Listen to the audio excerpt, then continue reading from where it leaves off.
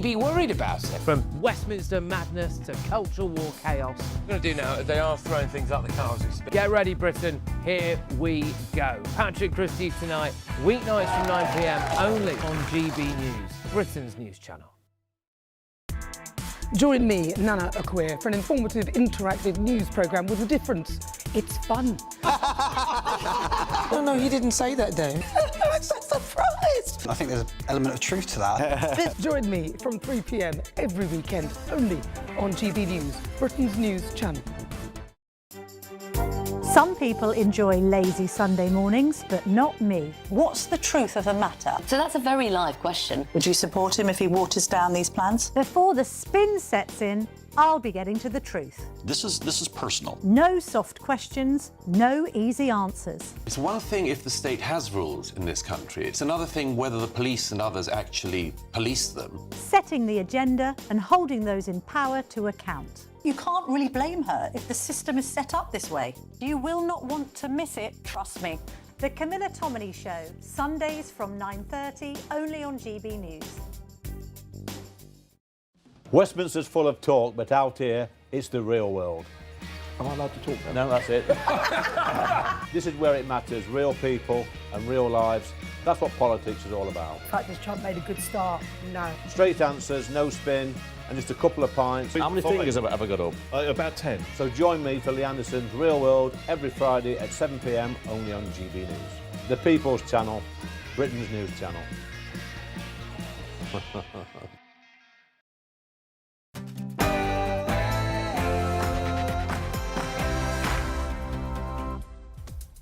Good morning to you. It's 9:30 on Wednesday, the 17th of June, live across the UK. Britain's Newsroom with Andrew Pearce and Miriam Cates. Shots fired. British pensioners say they did nothing wrong as a Russian warship opens fire at their yacht. Well, the Prime Minister has called it reckless. Clearly, that shouldn't have happened. I think it's reckless, but it does look as if the MOD assessment is it was drifting. Well, this retired couple, Alan and Jane Kelvey, spoke to GB News telling us that they did nothing wrong, despite the Russians saying they were on a dangerous approach. I'll have all the details from their interview throughout the morning. Two-tier policing, it undermines what they're trying to do. It puts them more at risk. So you don't agree with it? That isn't the right thing to do. Of course, I'm concerned about the particular case. Of course, I think it's right that it's being investigated. Well, the Prime Minister calls allegations of two-tier policing dangerous in relation to the murder of 18-year-old Henry Novak. We'll have all the details. I've got cancer. No. Yep. That's an emotional Jeremy Clarkson revealing his aggressive prostate cancer diagnosis in a new episode of his programme, Clarkson's Farm. And the Prime Minister's calls are going unanswered. Find out why Ed Miliband apparently ghosted Sir Keir Starmer by refusing to take his calls. It's free speech until it's against what they want to hear, isn't it? Yeah. And FIFA flag crackdown. England fans apparently risk a World Cup ban for chanting anti-Keir Starmer songs and waving patriotic flags at the World Cup. Meanwhile, tonight, England kick off their World Cup campaign as fans burst with excitement, none more so than Benny Alcott in York. Lines on my shirts, never stop me dreaming.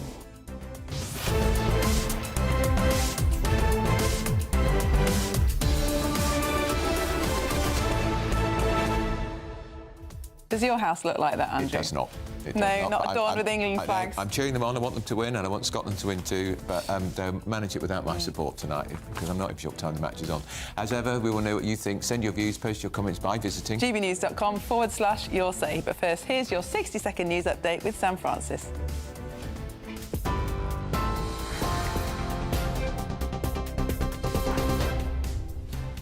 Very good morning. The quickest throw to the news ever because Andrew didn't want to talk about football. The top story this hour. Sir Keir Starmer has dismissed claims that West Streeting has enough support to launch a Labour leadership challenge next week as chatter.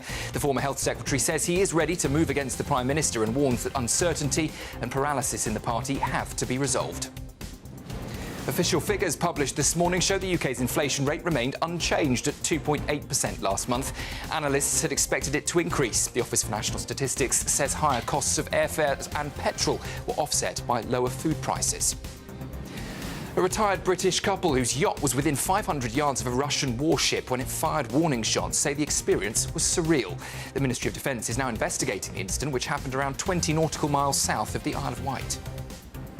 TV presenter Jeremy Clarkson has revealed he's been diagnosed with aggressive prostate cancer in an emotional video. The former Top Gear host shared the news in the final episodes of the 5th series of Clarkson's Farm. The 66-year-old says the cancer was caught early, but he's taking time off to undergo treatment. And England will get their 2026 World Cup campaign underway this evening when they face Croatia in Dallas. The last time, in fact, that the two sides met at a World Cup was in 2018, when Croatia knocked England out in the semi-finals in Russia. Up to 15,000 England fans are expected to travel to that match. Those are the latest headlines. A full roundup at 10. Tune in to GB News Radio wherever you are. Online, on DAB digital radio, on TuneIn, on Radio Player, on Nation Player and on your smart speaker. Just say, play GB News.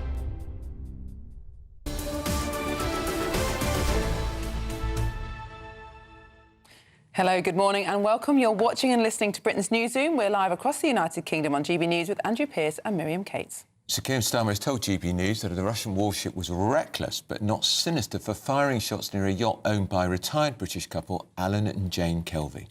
Well, the Ministry of Defence say that the ship made attempts to contact a British vessel in the Channel. The Grigorovich fired warning shots. These were not aimed at the vessel and were an attempt to prevent a possible collision. Well, GB News national reporter Will Godley has the story. Will, morning. Good morning to both of you. So, yeah, the Prime Minister commenting to Chris Hope out at the G7 about this incident in the Channel yesterday, saying it's deeply concerning that he feels for the couple. Now, they are a retired British couple. They own this yacht. It's called Bright Future. It's a 12-metre-long yacht. It's their pride and joy of their retirement, and they're well-adversed sailors. They've been doing this route from the UK to France many, many times, and yesterday, for 7 hours of this journey, was like any other crossing they'd done. They said there was good visibility, they said there was no fog, but 7 hours and 1 minute into their journey was when they said things changed. It was a 5 to 10 minute encounter with this Russian warship. They heard 4 to 5 shots fire. They assume into the air. They didn't see where the shots landed, and they said it was from a small arms. And so that's what they experienced. They described the whole thing as scary, but they wanted to speak to me last night when they arrived in France because they were unhappy with the Russian version of events, and they wanted to give their account across. Now, let me just remind you what the Russians have said. They posted on Telegram yesterday saying that this yacht, this British yacht, had been on a dangerous approach. They fired warning shots after attempting to draw the attention of the people on board this yacht through flares and sound signals. They said they were acting in strict accordance with the maritime law. Now, this couple on board said they made no effort to contact them over the radio. They did not see any flares fired, and they did blast 5 loud sounds of their horn. Now, the couple said that's the international symbol to make known what you're doing and to get out of the way. And that's exactly what the couple did at that point. They moved 2 degrees out of the way. But despite that evasive manoeuvre, the Russians still fired those warning shots. That's when the couple said they put their engines on, dialed 999 and scarpered. Now, I can just tell you a little quote from what they said in that interview, because they really wanted to dispute the fact that they were on a collision course. They said, we were not on a collision course in any way, shape or form. We followed the collision regulations. The closest we got to them was 500 metres, and as soon as we heard the gunshots, we put our engines on. They reiterated we didn't do anything wrong, but said the whole ordeal was scary. Goodness. Wow. And interestingly, Will, they have told The Sun, we would have fired back if we had something. Yeah. So very defiant. Very plucky. Probably not a wise move. No, I'm sure he isn't. Let's talk to Sir Liam Fox, who is a former Conservative Defence Secretary. Sir Liam, good morning. Well, Liam Fox joining us shortly. I think he's here. Sir Liam, this is the Prime Minister says this wasn't sinister, but it must have been absolutely terrifying for the couple on this yacht.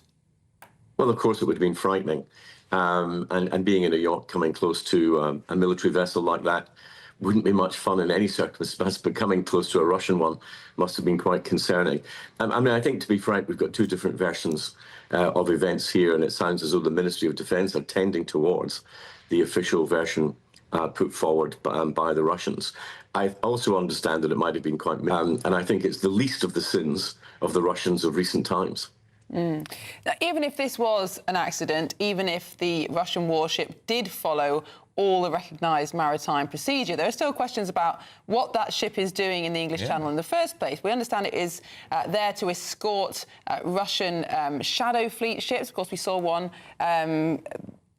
taken over by the British forces last week. I mean, how much does this tell us about Russian activity in British waters?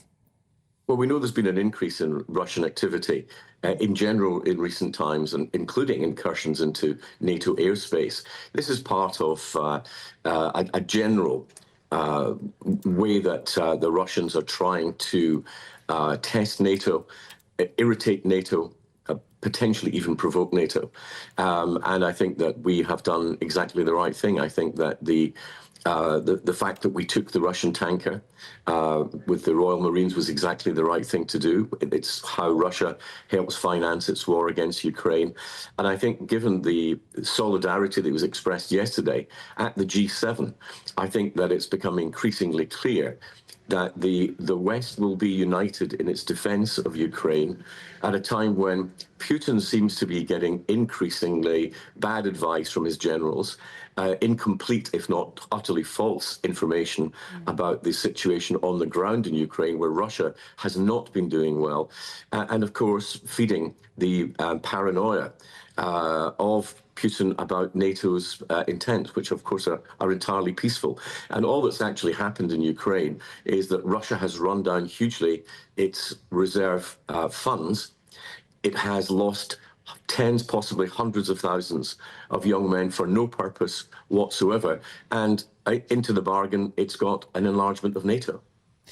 Is it a coincidence, Liam, do you think, that this incident involving the yacht came just a few days after the British Navy intercepted that Russian cargo ship? Well, that's impossible to say. I mean, you can guess that it might be, but it also might not be. So I think we shouldn't draw too much into one incident. I think what is important is the fact that finally we've actually acted on the sanctions legislation that we put in place, and we have taken one of the shadow tankers out of service. That will undoubtedly, even in a small way, have helped reduce the amount of money Russia can get to fight Ukraine. And this has to be a long haul. We have to recognize that when people say, I think the last time I was on this program, people were writing in and saying, why are we worrying about Ukraine? What about our own defense? Ukraine is the front line against Russian aggression, and it's essential that we stand up to that. It's essential we stand up in a united way as part of NATO, but it's also essential that the United Kingdom is true to the legislation that we've passed and the commitments that we have made. This is a very important battle in terms of being able to constrain and deter future Russian aggression. Now, Liam, we're not at war with Russia, but nevertheless, we do not have good diplomatic relations at the moment as a result of what's going on in Ukraine and, of course, attempts by Russia to sabotage British interests. But what communications are there between our two nations to prevent incidences like this turning into war or acts of more serious aggression? Well, you get constant provocation from Russia. We have the usual channels. We have diplomatic channels. But it's also, I think, we need to point out to people that Russia have not just been aggressive towards Ukraine, they annexed Crimea, they invaded Georgia. They've even poisoned people on our own streets here in the United Kingdom. Russian aggression has to be permanently stood up against. Any signal whatsoever to Russia that we're not willing to do so will be regarded by them as weakness, and they will push further against our interests and our allies. Can I just ask you, Liam, I don't know if you saw John Healey's resignation statement in the Commons yesterday, but he did say very pointedly, our adversaries don't follow timetables set by the Treasury. A clear criticism of the Treasury for not releasing more money for the Defence Investment Plan. I imagine you're with John Healey. Yes, I think John Healey did us all a favour by what he was saying. And essentially, as many of us have been saying for a long time, we've got to stop regarding defence spending as discretionary. When the threat level goes up, defence spending needs to go up. And one of the things that John Healey made very clear was that in the Treasury settlement, it was back-ended. In other words, the money was going to come later on in the decade in the equipment plan. That doesn't work because the threat is now. And we have to recognise that when our country is threatened, when our interests are threatened, when our citizens are threatened, that's the time we have to increase spending. The idea that we're still in the era of the peace dividend at the end of the Cold War is nonsense. The peace dividend is dead. We live in a very dangerous period, and we have to respond quickly, and we have to respond fully. So Liam Fox, thank you so much for joining us this morning. And we're now looking at live pictures of Evian, or Lake Geneva, where the Prime Minister is still attending the G7 summit. Is this his international swan song? Could be. Well, still ahead, speaking of French, find out why we might soon be subsidising their energy bills. But up next, Jeremy Clarkson has revealed an aggressive prostate cancer diagnosis in an emotional conversation in an episode of Clarkson's Farm. We'll be joined by someone who's helping him through this battle. But first...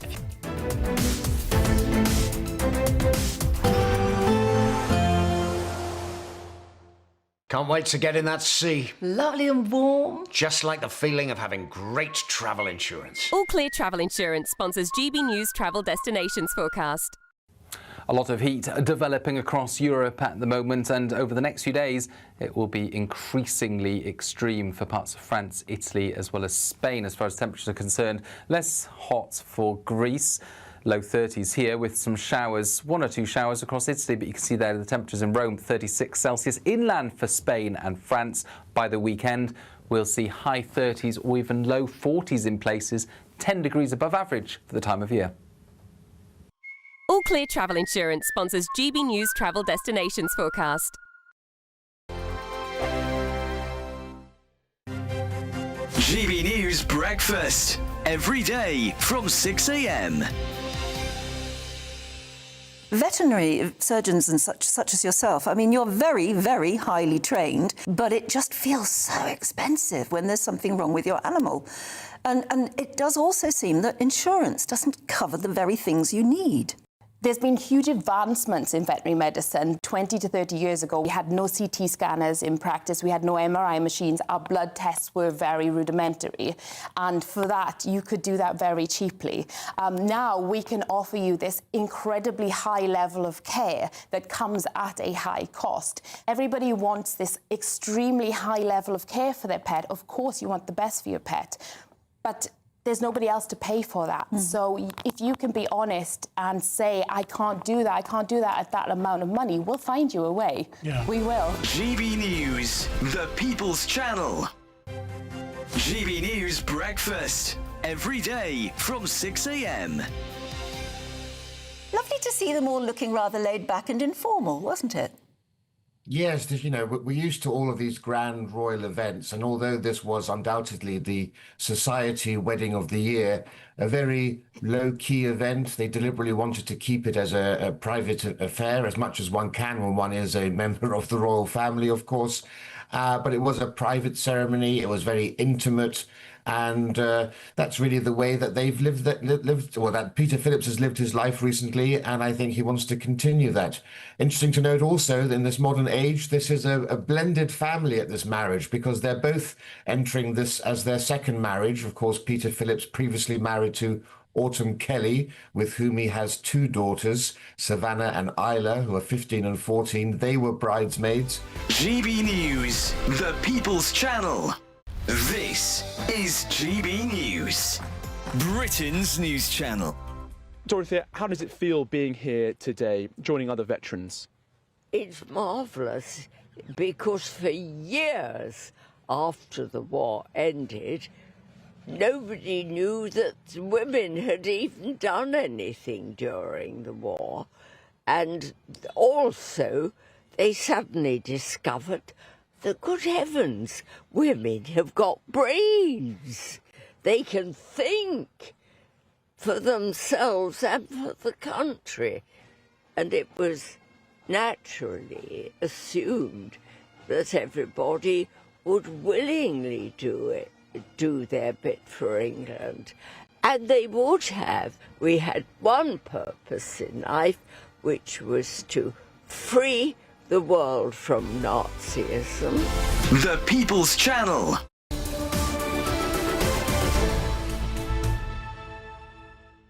Welcome back to Britain's Newsroom. It is 12 minutes to 10. Excuse me. Well, you'd have heard in the headlines, the TV presenter Jeremy Clarkson has revealed he's been diagnosed with aggressive prostate cancer. It was a pretty emotional scene in his programme, Clarkson's Farm. Why don't you take a listen? I've got cancer. No. Yep. Well, the 66-year-old says that the cancer was caught early, but he's taking time off during the harvest season to undergo treatment. Oliver Kemp is the Chief Executive of Prostate Cancer Research. Oliver, good morning to you. This is the dread diagnosis for many men of a certain age. Yes, and the number of diagnoses are going up quite rapidly, particularly because of people like Jeremy and Sir Chris Hoy coming out and speaking openly about it. Now, if this cancer is caught at an early stage, it is very treatable, as I understand. We know that this news actually was a year ago. Jeremy Clarkson's managed to keep it quiet for a year, and he seems to be still active. Can we assume that hopefully his treatment is going well? Yes, I think we can. I mean, he did mention that he's had some side effects from the treatment, but as you say, if it's caught early, there's almost 100% chance of survival, whereas if it's caught late, there's less than 50%. How many, Oliver, men do we know are diagnosed with prostate cancer every year? And of course, there would be many more who haven't had it diagnosed and have actually got it already. So, yeah, the numbers have gone up very rapidly from 50,000 a year to 63,000 in the last year. So there are about 500,000 people living with prostate cancer across the UK. It's the most commonly diagnosed male cancer now. And I was just going to say, is that number up, Oliver, because more men are getting tested? Yes, for sure. More men are getting tested, more men are aware of what's happening, and more men are talking about it in pubs and around the kitchen table. So more men going for testing, and therefore more men being diagnosed with cancer, and thankfully being diagnosed earlier because of the increased awareness. And other than age, what are the risk factors for prostate cancer? Is it like other cancers that has a larger risk if you are a smoke or overweight, or is it luck of the draw? So the main additional risk factors are if you've got family history. So you're more than twice as likely to get prostate cancer if you've got history in the family, which is Sir Chris Hoy is a good prime example of that. The other main factor is if you're black, you're twice as likely to get prostate cancer if you're black. There are no additional risk factors around drinking, but there are additional risk factors around diet and exercise and all those types of things. So eating well and keeping fit and healthy does reduce your chances of getting prostate cancer.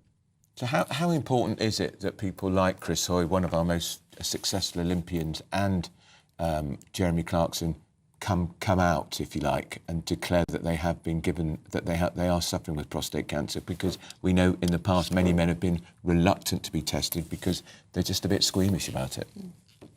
Yeah, well, interestingly, one of the things Jeremy was talking about with our team yesterday was about the digital rectal exam. And I think obviously people are very squeamish about that. And you do not have to have a digital rectal exam these days.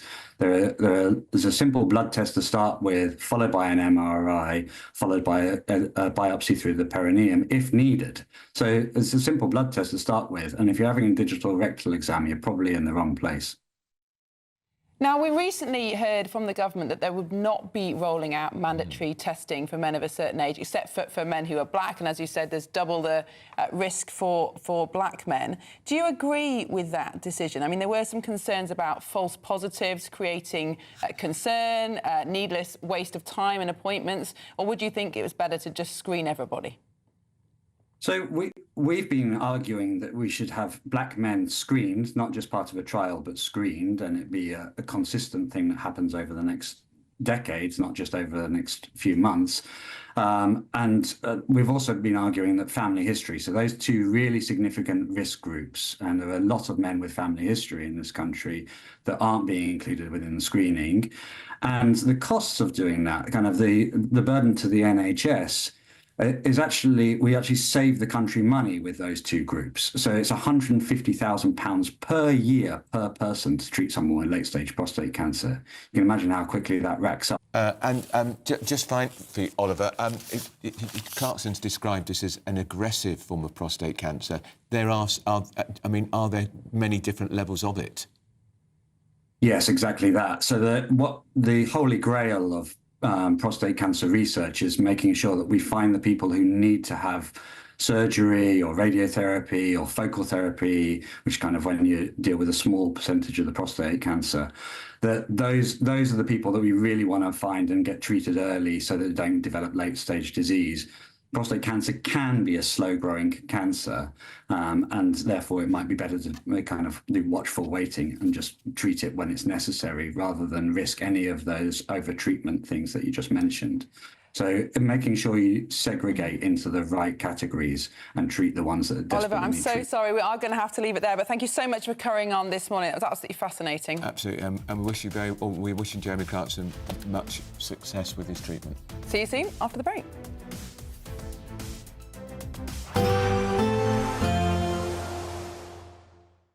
Expect warm spells with the odd rude interruption. Box Boilers sponsors the weather on GB News. Hi there, very good morning to you. Welcome to the latest update from the Met Office for GB News. There is warmer and sunnier weather on the way, but for today we're starting the day with a lot of grey. It's damp as well. It will feel muggy through the day. It's certainly been a warm start for many of us, but, well, a fairly dreary one. A lot of low cloud, mist and murk around western hills and coasts. There'll be further outbreaks of rain coming and going, increasingly showery by the afternoon, with some drier and brighter interludes emerging. And as the sun comes out, temperatures will reach the low to mid-20s, all part of a general warming trend as we go through the rest of the week. But actually, the end of the day doesn't look half bad. There will be some clear skies across Scotland. Plenty of showers, but in between the showers, especially in the east and through the central belt, some decent sunshine. Northern Ireland, likewise, a mix of sunny spells and showers, the showers easing a little as we go through the evening. Northern England, parts of Wales, after that damp and grey start, actually, the best of the sunshine comes along late in the day. Likewise for the southeast of England, still some rain here and there across central parts, but even that fizzles away overnight.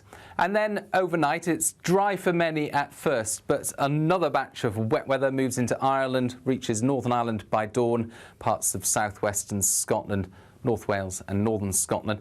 It's another warm night. Temperatures in the south 17 or 18 Celsius, low teens further north. Some brightness around first thing Thursday, especially in persistent rain into Northern Ireland, much of Scotland, Northern England and North Wales. A real northwest-southeast split developing by the afternoon. Plenty of sunshine towards the southeast, temperatures reaching 28 Celsius.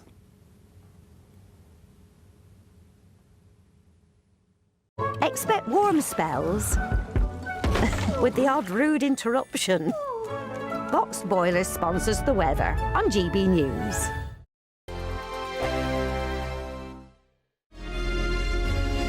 Thank you, Britain, for the thousands of you who are becoming friends of GB News each and every week.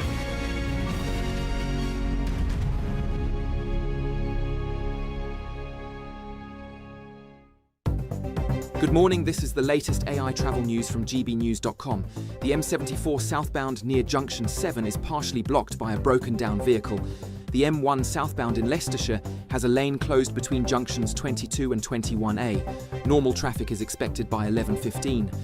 In Warwickshire, the M40 southbound between junctions 16 and 15 has a crash, causing 1.5-hour delays. Surrey's M25 clockwise entry slip at junction 11 has one lane closed due to a collision. There's congestion on the A12 northbound between junctions 29 and 32A in Suffolk.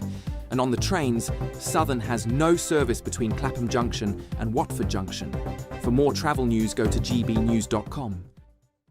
There's just 2 weeks left to grab a chance to live the summer of your dreams. With a totally tax-free £76,543.21 in tax-free cash to be won. Someone really has to win it, and it could be you. For a chance to win, text cash to 63225. One entry costs £2.50 plus one standard network rate message. Or text bonus to 63225. 5 entries cost £5 plus one standard network rate message. Go to gbnews.com/win. Entries start at £2.50. Call 0903 686 3232. Calls cost £2.50 plus your network access charge. Or post your name and number to GB21 PO Box 8690 Derby DE1 9TT. UK only. Entrance must be 18 or over. Lines close at 4 p.m. on the 26th of June. This is a network giveaway. Entries will be pooled. Please check the closing time if listening or watching on demand. Good luck. At the stroke of midnight, the news doesn't stop, and neither do we. Day in, day out. Forget stuffy late night TV shows. We're giving you a front row ticket to the centre of the political universe. Because breaking news doesn't wait for the morning. And neither do we. Join us for one of the most controversial and volatile times of politics in human history. A very big story. Big story over here. You won't get this anywhere else. The Late Show live at midnight, every night. Only on GB. For all of Britain. He can say whatever he wants. A straight talking show where all voices are heard. And, you know, when are we going to stop talking about smashing the gangs and actually do it? With the stories that matter from every part of our country. There's a bit of a crash landing there for your Chancellor. Bold, fearless and standing up for you. That's me, Martin Daubney, 3 p.m. till 6 p.m. weekdays here only on GB News. The People's Channel, Britain's news channel.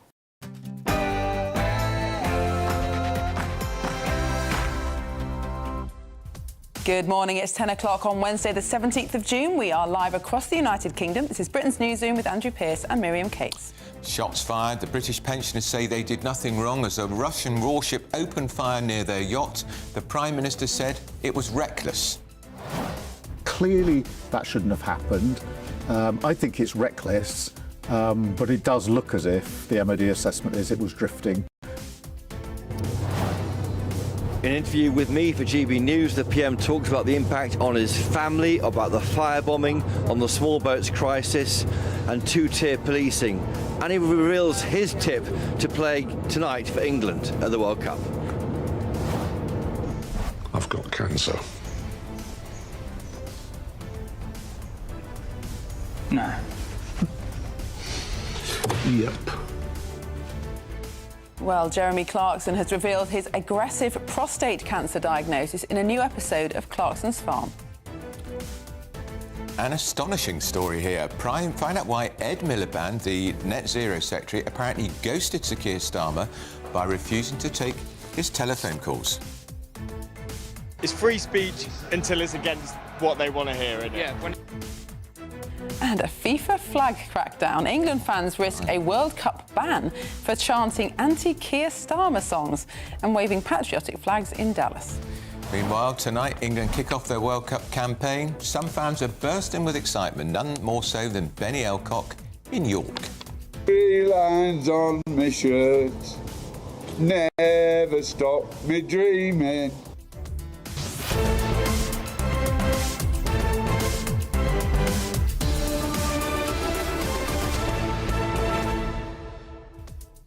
Our reporter Will Godley did really well to contact the couple who were fired at yesterday by a Russian warship in the Channel. Why is a Russian warship in the English Channel in the first place? Is it all part of the tit for tat because we intercepted that Russian tanker the other day? And of course it comes at the time when the Defence Secretary warning the Commons yesterday, the former Defence Secretary, that our adversaries don't follow Treasury guidelines. Absolutely. Well, I was reading in the Telegraph this morning that there was a previous incident of a Russian warship firing at a civilian vessel in 1904. Oh. It nearly led to a war. Russia was at war with Japan at the time. They thought a British fishing vessel was a Japanese torpedo launcher and fired. It nearly led to war. Anyway, fortunately, not quite that dramatic this time. But what a mystery. The Russians say that they tried to contact the couple by radio, by flare. The couple said they knew nothing about it until shots were fired. Two completely different versions. I think I'm more inclined to believe the British couple on their yacht than the Russians, who are the masters of black propaganda. Tell us what you think. Send your views, post your comments by visiting gbnews.com/your say. But first, here's the news with Sam Francis.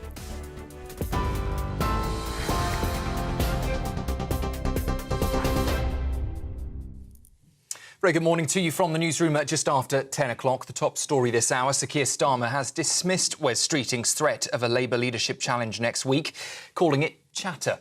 The former Health Secretary says he has the backing needed from Labour MPs and warns the party cannot continue with what he calls uncertainty and paralysis. While speaking to our political editor Chris Hope at the G7 summit, Sir Keir said that he was focused on serving the country and made it clear he would fight any challenge to his leadership. Other people can say what they like. I'm focused on what's my job. My job is to get on, serve the country, bring about the change, try and help solve some of the big global issues that are having such an effect on our economy and our country. So I'm here concentrating on that. That's the right thing to do. And I think most people would say there's always political chatter. We don't want our Prime Minister getting involved in that. What we want is our Prime Minister getting on with the job that we actually elected him in to do, which is get on, do the hard yards. Official figures published this morning show the UK's inflation rate remained unchanged at 2.8% last month. Analysts had expected it to increase. The Office for National Statistics says the higher cost of airfares and petrol were offset by lower food prices. Concerns are growing over Russia's threat to the UK security after a Russian warship fired warning shots near a British yacht in the English Channel. That incident happened after two vessels came into close contact between the Isle of Wight and Normandy. The retired British couple on board say they heard horn blasts before several warning shots were fired into the air. The Ministry of Defence says the shots were not aimed at the vessel and were an attempt to prevent a possible collision. But MPs say the incident underlines the wider threat now posed by Moscow. Specialist police units have been deployed to beaches in northern France as the UK and France step up efforts to stop small boats crossing before they reach the water. In total, 125 officers and reservists will be used to disperse migrant groups, seize equipment and target criminal smuggling gangs. The deployment is backed by drones, helicopters, planes and cameras along the French coastline. Sir Keir Starmer says working closely with France is the only. An independent report into the grooming gang scandal has been published today, containing harrowing testimony from victims and whistleblowers. The report was spearheaded by Restore Britain leader and Great Yarmouth MP Rupert Lowe. It claims grooming gangs were able to operate with what it describes as either the active or passive consent of public authorities. The report says lessons must now be learned from what it calls a major failure to protect vulnerable girls. In the United States, the FBI has said that it's foiled a plot to attack a mixed martial arts event held at the White House over the weekend for President Trump's birthday. 5 men have been charged over claims they plan to use explosive drones and snipers against politicians and business executives at the event. The FBI says the investigation is continuing. The TV presenter Jeremy Clarkson has revealed he's been diagnosed with aggressive prostate cancer in this emotional video. The former Top Gear presenter shares the news with his co-stars Charlie Ireland and Caleb Cooper in the final episodes of the 5th series of Clarkston's Farm. I've got cancer. No. Yep.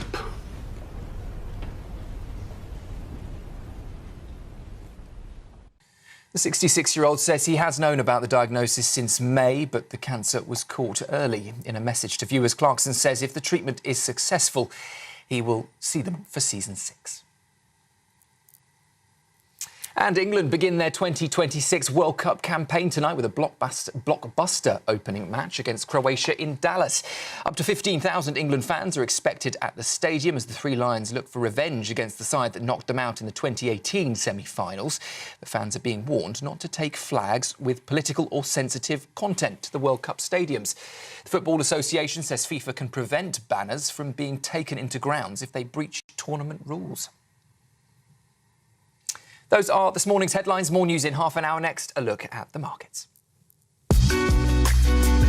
Taking the ups and downs in our stride.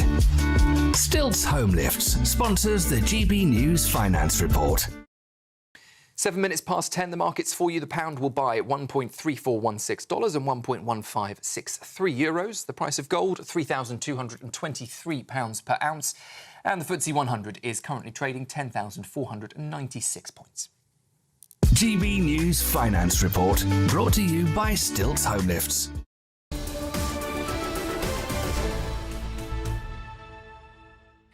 Hello, good morning and welcome. You're watching and listening to Britain's Newsroom. We're live across the United Kingdom on GB News with Andrew Pearce and Miriam Cates. And this year, we're celebrating 5 years of GBNews, so save the date. And if you want to be first to hear about the day's plans and how to get involved, you scan the QR code on the screen or visit gbnews.com/celebrate.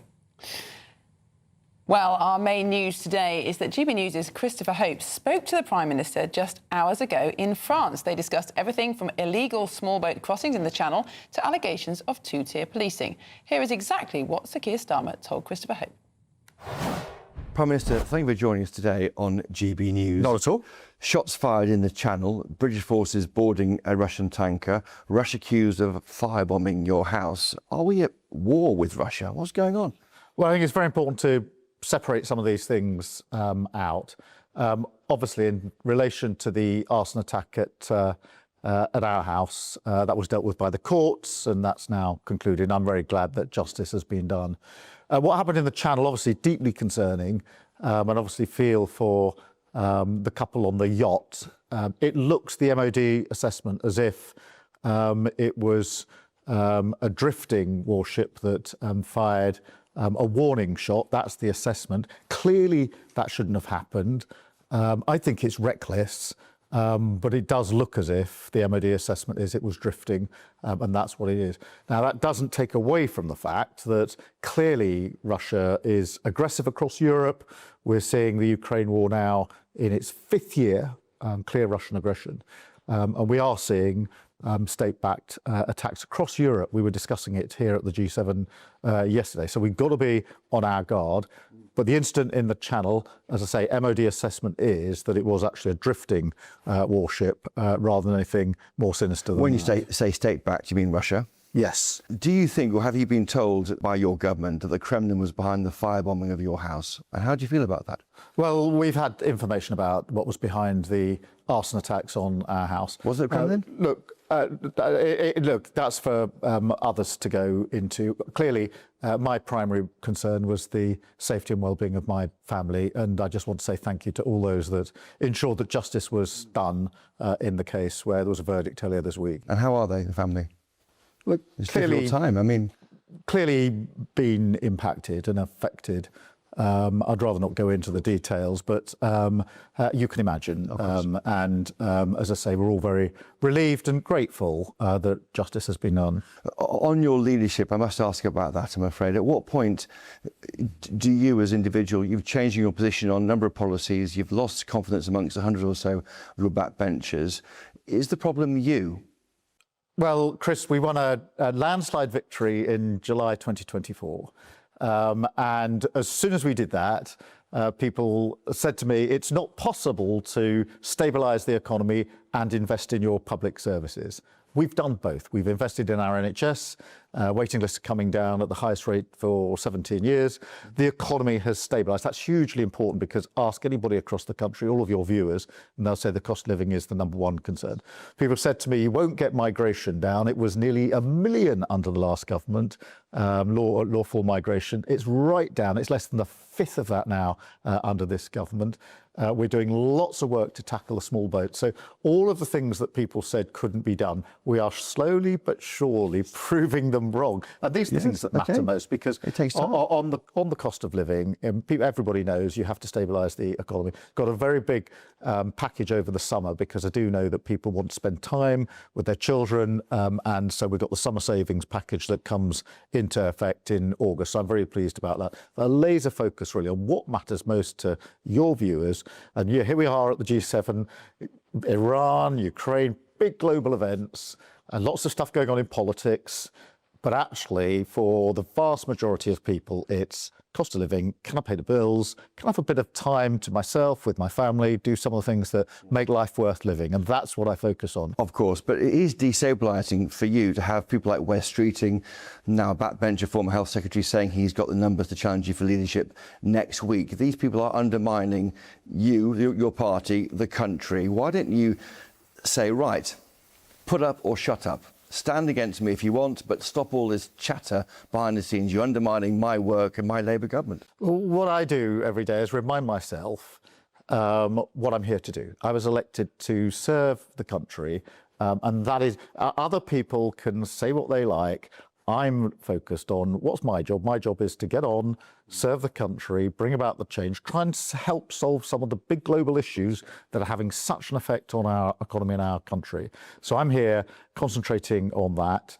That's the right thing to do. And I think most people would say there's always political chatter. We don't want our Prime Minister getting involved in that. What we want is our Prime Minister getting on with the job that we actually elected him in to do, which is get on, do the hard yards, have those discussions with G7 leaders about Iran, made some real progress in the last week, real progress again on Ukraine.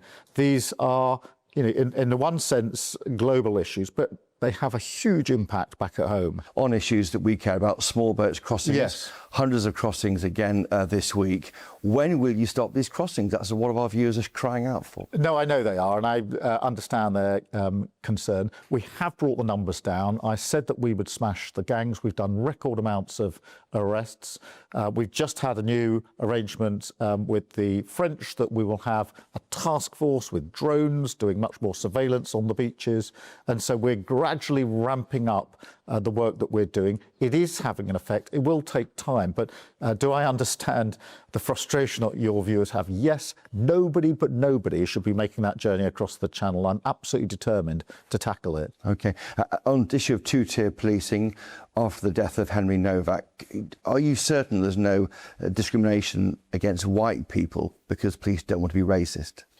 Two things in relation to that. Firstly, I don't think anybody can see the footage of the arrest of Henry Novak and not be concerned and ask themselves, as I do, what role, when racial accusations are made, how does that impact policing? But I want to be really fair. We have a police force that deal with the most difficult circumstances across the country, often running towards danger to protect us. And I think that this notion of two-tier policing, it undermines what they're trying to do. It puts them more at risk. So you don't agree with it? That isn't the right thing to do. Of course, I'm concerned about the particular case. Of course, I think it's right that it's being investigated, and nobody can see that footage and not feel uneasy. There's no doubt in my mind about that.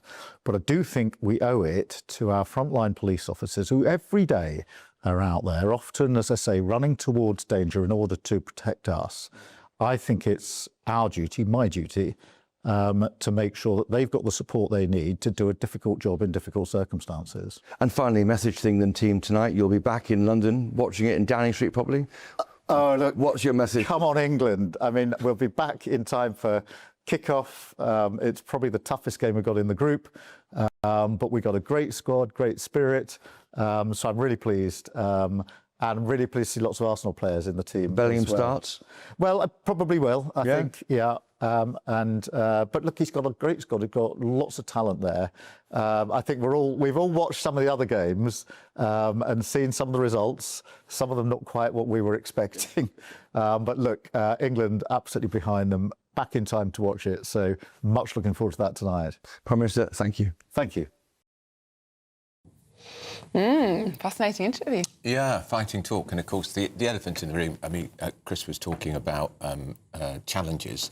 Wes Streeting said in the Commons yesterday he's got the 81 names. That's the Labour MPs ready to trigger a leadership contest. Of course, we've got that huge by-election on Thursday in Makerfield. Tomorrow. Andy Burnham is the favourite to win. And of course, the papers are thick with speculation that he will give an ultimatum to the Prime Minister this weekend to set out a timetable to go. I've still always thought, Miriam, that the Prime Minister will go at the next party conference, which is in September. It is. Well, apparently, his leadership election, Keir Starmer's leadership election, when he took over from Jeremy Corbyn, took 38 days. So, in theory, we could have a new Prime Minister by the end of July, in theory, or perhaps he will wait till the conference, as you say. Wait till the conference, because then it could be more orderly. The whole party's gathered together, because that is the big story. And I was at a reception last night, and I was talking to a lot of people from Reform, and I think they're pretty resigned blind to the fact. Interesting. It's not going to go their way. Well, shall we speak to our GB News political editor, Christopher Hope, now? He is still in France. He's had a lovely alpine break, working hard as well. There he is at the back of the press bus, by the look of it. Chris, fascinating interview with Keir Starmer, wide-ranging, talked about the small boats issue as well as leadership. Did you get the sense that he's resigned to the fact that his tenure in number 10 is coming close to an end? That's a great question, Miriam. He certainly is relaxed, and that's what's surprising. He was half smiling in part. When I said, is the problem you, Prime Minister? He kind of half smiled and then went through his record in government. He's definitely going to fight this. He is determined to fight this. I think he toured across the areas we care about. He said that the idea of two-tier policing, which so many of our viewers and listeners are concerned about, he said that undermines the police themselves, and he says that it's not really the case that it's happening. He's announced new plans for drones to tackle small boats today. He also talked about this the issue with Russia, and I tried to push him on how he felt about his family being attacked by those two men found guilty this week in court. Was he told it was the Kremlin? He said there is information, but that's for others to talk about, because of course it's reported that Russia is behind those attacks, and that is, we think, is denied by the Russian embassy in the UK. But yeah, he seemed relaxed. I mean, he's good on the world stage. He enjoys being here. Before he became leader, he said he preferred Davos to Westminster. Davos, the meeting of world leaders every January. He prefers that to being here. When I've been with him, I was with him yesterday with Zelensky and with Prime Minister Modi from India. He's just banging the drum for the UK. From his point, see how changing leader will affect the core problems facing the country, and there are questions to be asked about the challenges. Where's Streeting? What are his tax and spend plans? What's his plans for the European Union? With Andy Burnham, I mean, just last week he talked about honouring the pledge to the WASPy women, costing billions of pounds, and then resiled from that the following day. So we'll wait and see how that plays out. A huge weekend coming. We are expecting the PM to try and be in contact with Andy Burnham over this weekend, of course. And if Burnham wins, we're facing a huge by-election for the Greater Manchester. Chris, really interesting. Chris, and well done with that interview with the Prime Minister. That's Christopher Hope, who is our political editor. Well, as we've mentioned, the Makerfield by-election will take place tomorrow, the 18th of June. The candidates announced are Andy Burnham, Labour Party, Alan Howlin, Lord Hope, the official Monster Raving Looney Party, Robert Kenyon, Reform UK. There's Rebecca Shepherd, Restore, Michael Winstanley, the Conservative Party, Jake Austin, Liberal Democrats, carry on, Mary. Dan Clark, Libertarian Party, Peter Mark Ward, the Rejoin EU Party, Sarah Wakefield, the Green Party. Ed Gemmell, Climate Party, who have we got? Robert Powell, Independent, John Alfred Dye, Independent, Robert Gould, Independent, and Paul Richard Gould, Independent, and of course Count Binface, the Count Binface Party. It's going to be a very long ballot paper, isn't it? It really is. Well, we do have some breaking news for you now. A man has been charged with arson following an attack on a memorial wall in Golders Green. Ala Rezi Falaya, a dual British and Iranian national from Ilford, is due to appear at Westminster Magistrates Court on Thursday. Well, moving on, and coming up next, England fans and Andrew are roaring with excitement, like Benny Elcock from York. 3 lines on my shirt, never stop me dreaming. Well, the Three Lions kick off their World Cup campaign tonight against Croatia. We'll have that pre-match tingle here in the studio. Really? Andrew can hardly contain himself.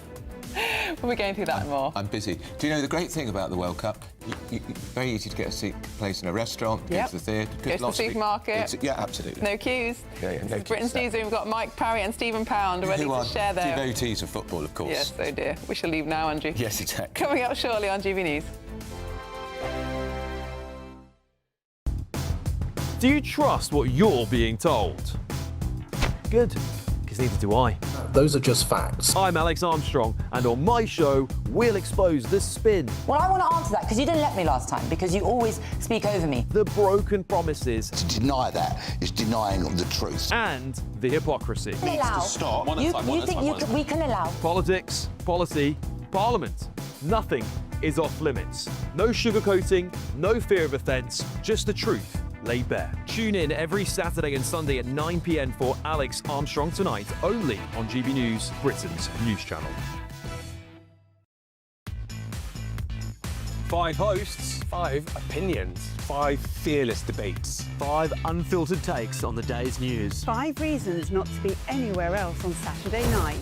This is the Saturday 5. You got me good there. Britain's biggest Saturday night TV show. It's not a bad brand. Yeah. Uncensored. Very, very racy tonight on the unpredictable. What does she say? Can you translate it for us? And always entertaining. How can a country go from being led by William Wallace Saturday nights from 6 p.m. only on GB News, the People's Channel. Britain's news channel. You're going to want to stay tuned, trust me.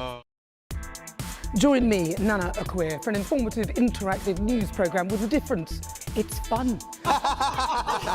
No, he didn't say that, Dave. I'm so surprised. I think there's an element of truth to that. Join me from 3 p.m. every weekend, only on GB News, Britain's news channel. Hi, I'm Michelle Dewberry, and my show is your opportunity to cut through all the noise and dive in headfirst to some robust debates. Ideas clash. Situation, No, isn't it? no, 'Cause the because failure is- you're the failure is- deliberately avoiding my point. Nothing's held back, And if you think this is the end of it, wait for more. and we do not shy away from the difficult stuff. Sometimes I want to shake people and say, if only you understood. So join me on Jubes and Co weeknights at 6 p.m. only on GB News, Britain's news channel. At GB News, we love to hear from you, our loyal community. So drop us a line at gbnews.com/yoursay. There you can talk to each other and also to the presenters live on air. gbnews.com/yoursay, because GB News is your channel, Britain's news channel. You want to know what's really going on in the corridors of power? Labour don't know what to do with you half the time, and that makes you quite lethal in the chamber. Get behind the headlines with Chopper's Political Podcast. Join me, Christopher Hope, as I sit down with the great and the good of British politics. We'll see where this ruling takes us. These are the stories shaping our nation. Chopper's Political Podcast, available now on all platforms. Listen in and stay ahead.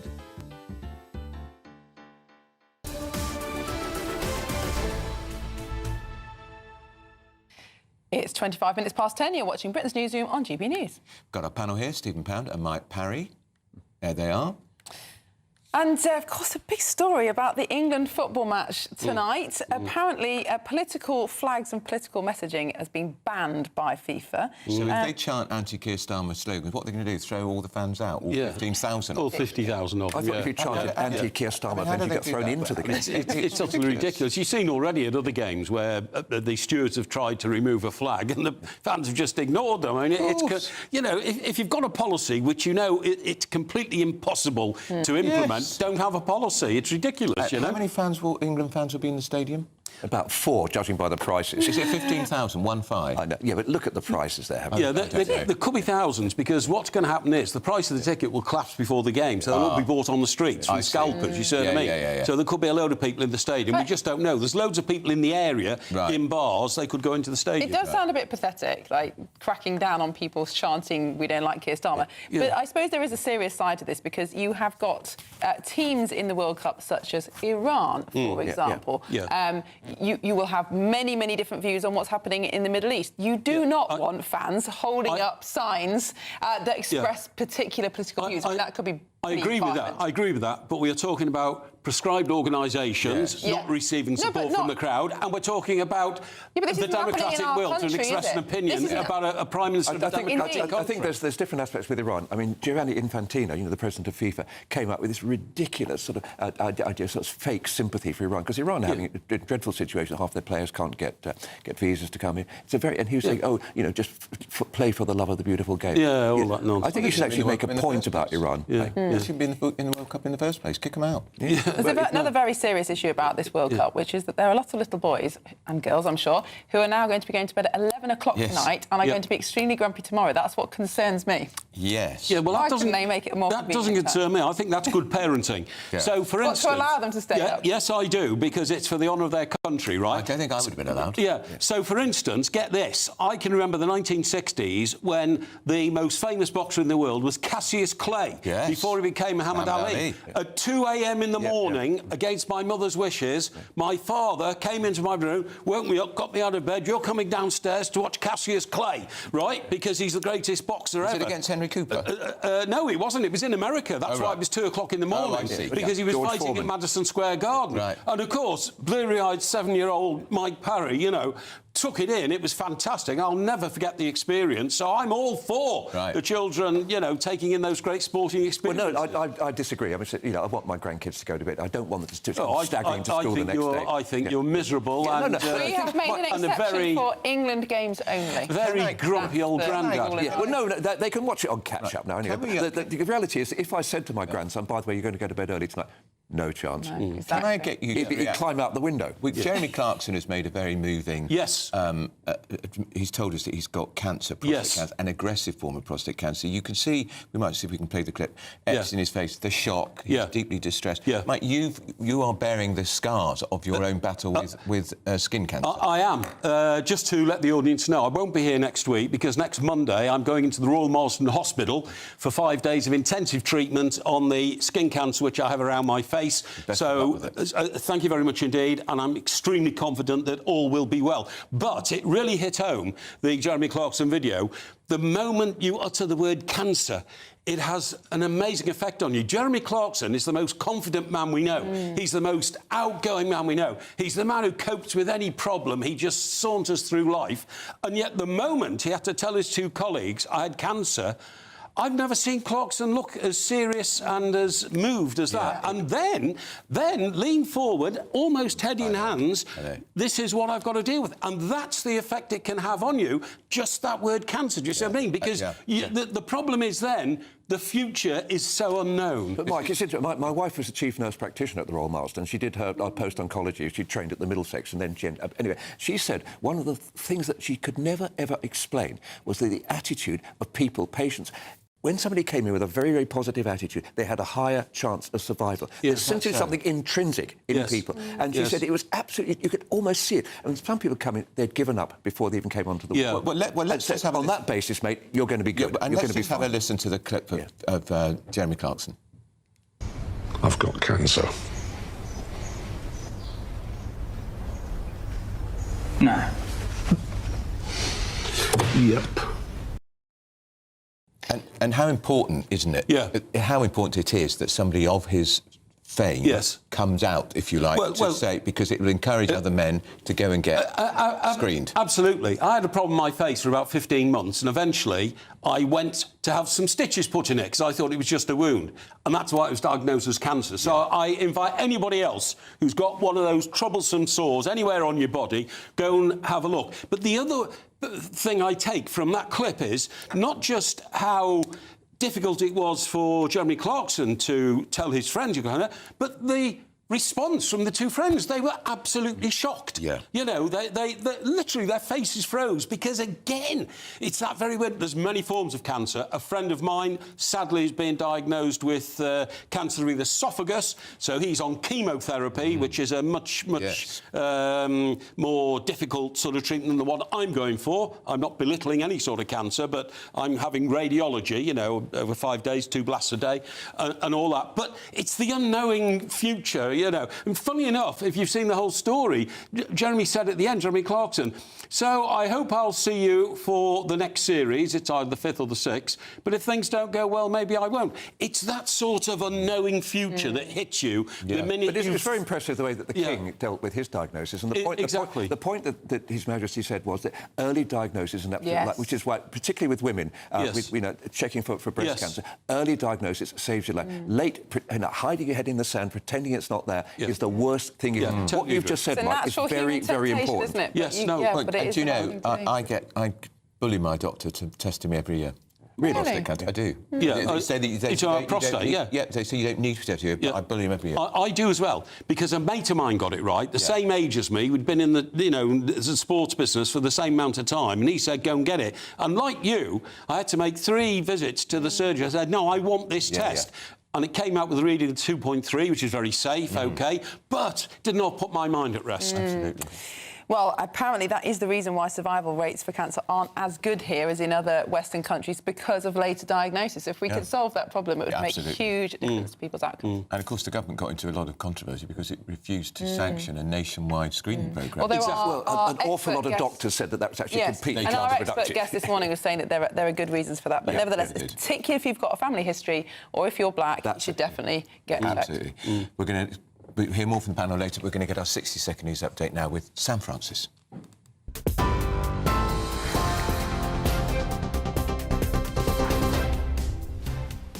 Very good morning to you. Just after 10:30, the headlines this hour. Sir Keir Starmer has dismissed claims that Wes Streeting has enough support to launch a Labour leadership challenge next week as chatter.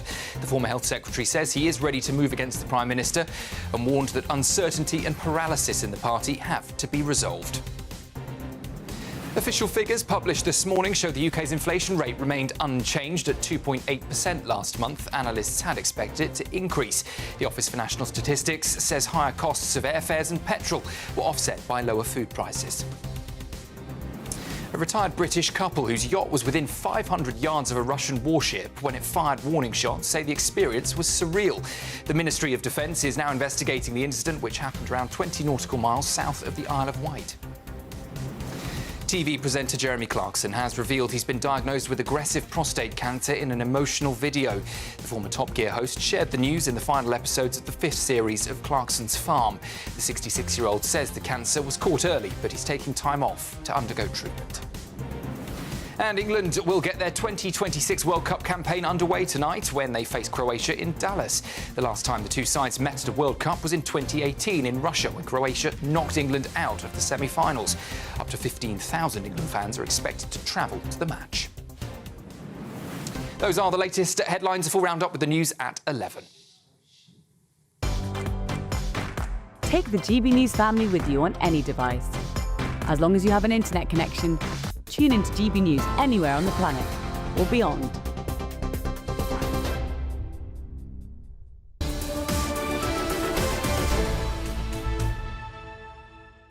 Coming up next, former Defence Secretary John Healey says defence spending plans are well short of what's required.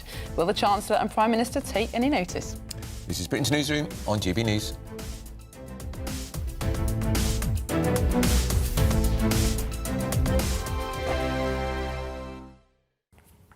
Hi there, very good morning to you. Welcome to the latest update from the Met Office for GB News. There is warmer and sunnier weather on the way, but for today we're starting the day with a lot of grey. It's damp as well. It will feel muggy through the day. It's certainly been a warm start for many of us, but, well, a fairly dreary one. A lot of low cloud, mist and murk around western hills and coasts. There'll be further outbreaks of rain coming and going, increasingly showery by the afternoon, with some drier and brighter interludes emerging, and as the sun comes out, temperatures will reach the low to mid-20s, all part of a general warming trend as we go through the rest of the week. But actually, the end of the day doesn't look half bad. There will be some clear skies across Scotland, plenty of showers, but in between the showers, especially in the east and through the central belt, some decent sunshine. Northern Ireland, likewise, a mix of sunny spells and showers, the showers easing a little as we go through the evening. Northern England, parts of Wales, after that damp and grey start, actually, the best of the sunshine comes along late in the day. Likewise for the southeast of England, still some rain here and there across central parts, but even that fizzles away overnight. And then overnight, it's dry for many at first, but another batch of wet weather moves into Ireland, reaches Northern Ireland by dawn, parts of southwestern Scotland, North Wales and northern Scotland. It's another warm night. Temperatures in the south, 17 or 18 Celsius, low teens further north. Some brightness around first thing Thursday, especially across the Midlands, eastern England as well. Towards the northwest, it's increasingly wet. Some heavy and persistent rain into Northern Ireland, much of Scotland, Northern England and North Wales. A real northwest-southeast split developing by the afternoon. Plenty of sunshine towards the southeast. temperatures reaching 28 Celsius.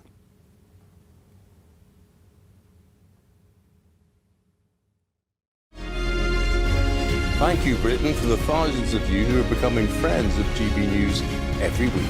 You're not only watching and listening to our programmes, you're becoming part of them too. Good morning. This is the latest AI travel news from GBNews.com. A collision on the M40 southbound in Warwickshire is causing 2-hour delays, with 2 lanes closed. Normal traffic is expected around 10:45. In Suffolk, congestion on the A12 northbound is causing 20-minute delays but should clear by 10:30. On Surrey's M25 clockwise entry slip at junction 11, a crash has closed 1 lane. Southbound on the M74 at junction 7, a broken-down vehicle is causing partial blockage. And on the trains, no services between Clapham Junction and Willesden Junction, and no trains between Clapham Junction and Watford Junction on Southern. For more travel news, go to gbnews.com.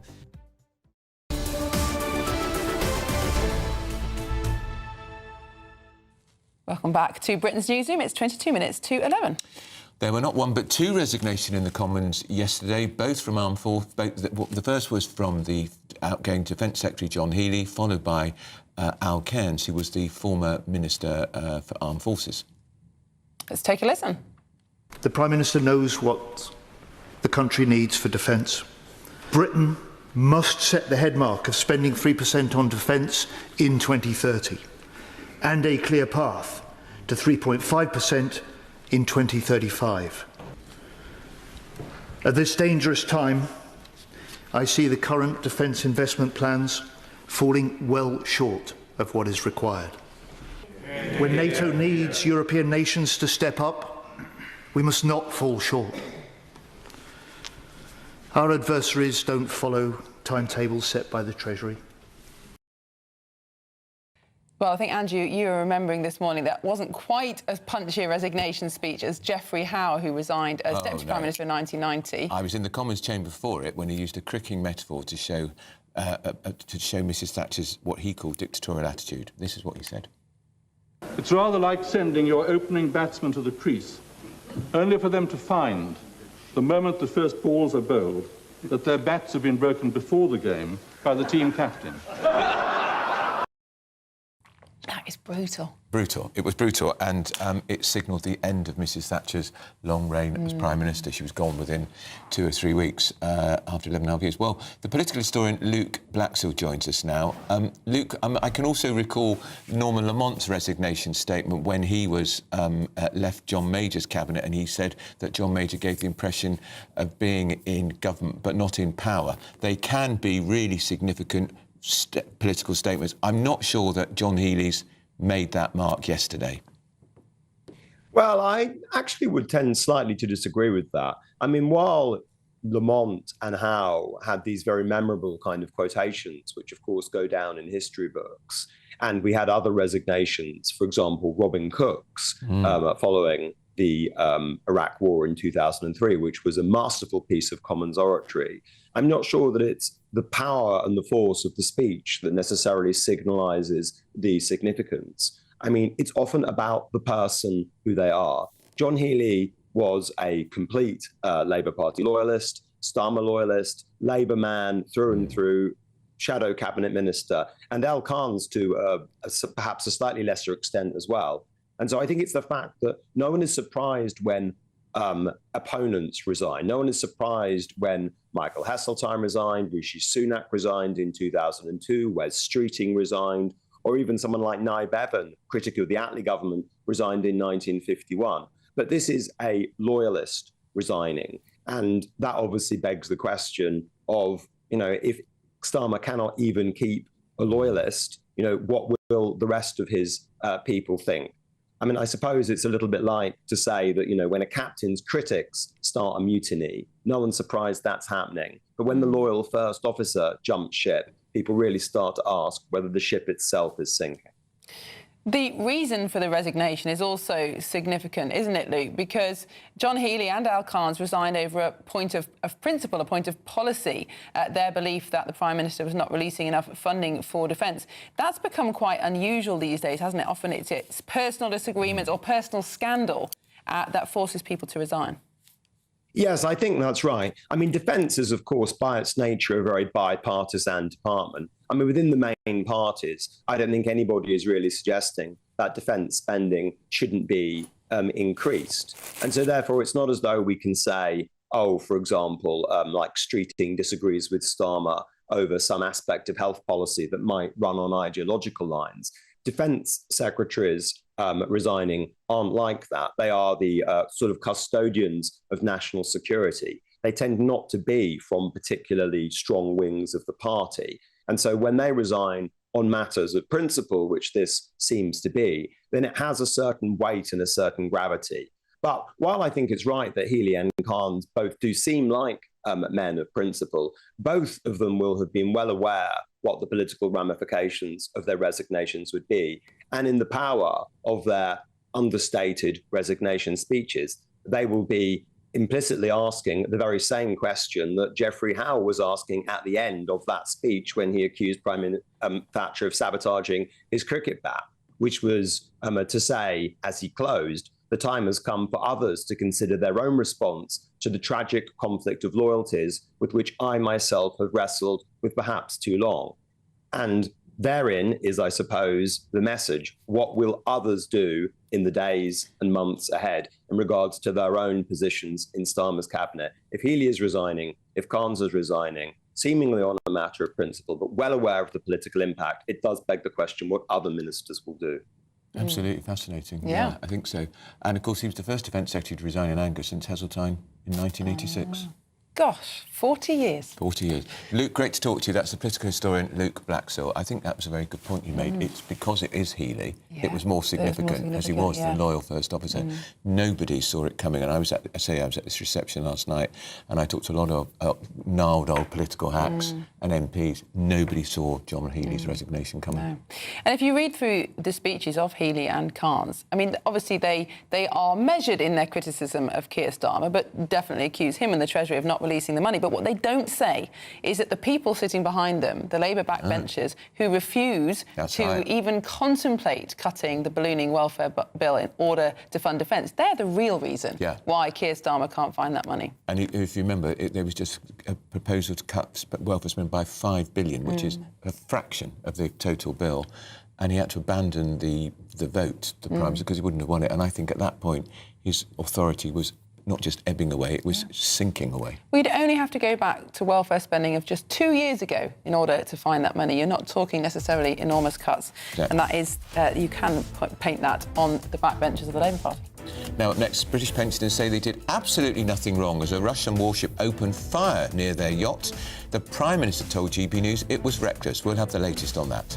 But first, if we are in search of some holiday sun, here's the forecast for our top destinations.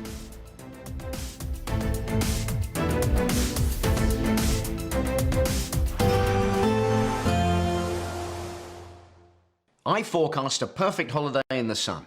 Weather looking good then? For sure, and no worries about our travel insurance. All Clear Travel Insurance sponsors GB News Travel Destinations forecast. A lot of heat developing across Europe at the moment, and over the next few days it will be increasingly extreme for parts of France, Italy as well as Spain as far as temperatures are concerned. Less hot for Greece.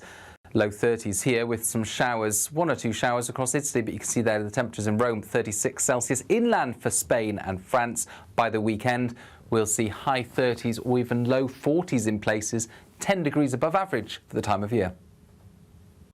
All Clear Travel Insurance sponsors GB News Travel Destinations forecast.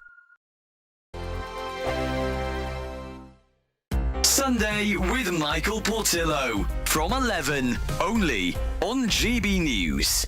You're a stripper for nearly 20 years now. Yeah. And what you do now has changed. How has it changed and why?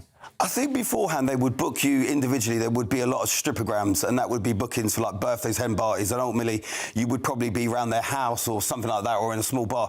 What it's kind of moved into now is more shows. Dream Boys, it's really popular. It's up and down the country. And what you'll find is they'll get 20, 30 girls together and they'll go out and they'll go to the show because they've got the drag queen, they've got the dancers, they've got the stripper, they've got the whole night's entertainment. Is that because they feel uncomfortable with the stripper, or is it a woke thing? Is it they're concerned about objectifying objectifying you because they don't want to objectify themselves. So why should you be objectified? I think it could be possibly a bit about some of them might think if you get them around the house, there might be a person that's uncomfortable with it. Whereas if they book the show, you're free to go to the show or not. GB News, the People's Channel. GB News Breakfast, every day from 6 a.m. Princess Anne and the way that she has brought up her family is really interesting, isn't it? Because, you know, you've got daughter and son who've not taken on royal titles, who've just got on with their lives. I think now, in retrospect, we can say it was an inspired decision of the Princess Royal, Princess Anne, not to have her husband receive a grand peerage title, which meant, of course, that her children would just be plain Mr. and Mrs. Zara is Mrs. Tyndall, he is Mr. Phillips, and that's allowed them actually to have a much more normal life, not being in the necessary glare that attaches when you have the HRH prefix to your name and become a duke or a duchess or whatever. And yes, they have had great lives in the private sector. GB News, the People's Channel. This is GB News, Britain's news channel. Dorothea served in preparation for D-Day. And Dorothea, how does it feel being here today, joining other veterans? We certainly felt that it had been worthwhile giving up our youth, our years as teenagers. No such things existed. You were a child until you were 14 or 16, depending on the year. And after that, okay, you're fit to be killed for the country. And it was naturally assumed that everybody would willingly do their bit for England. And they would have. GB News, the People's Channel.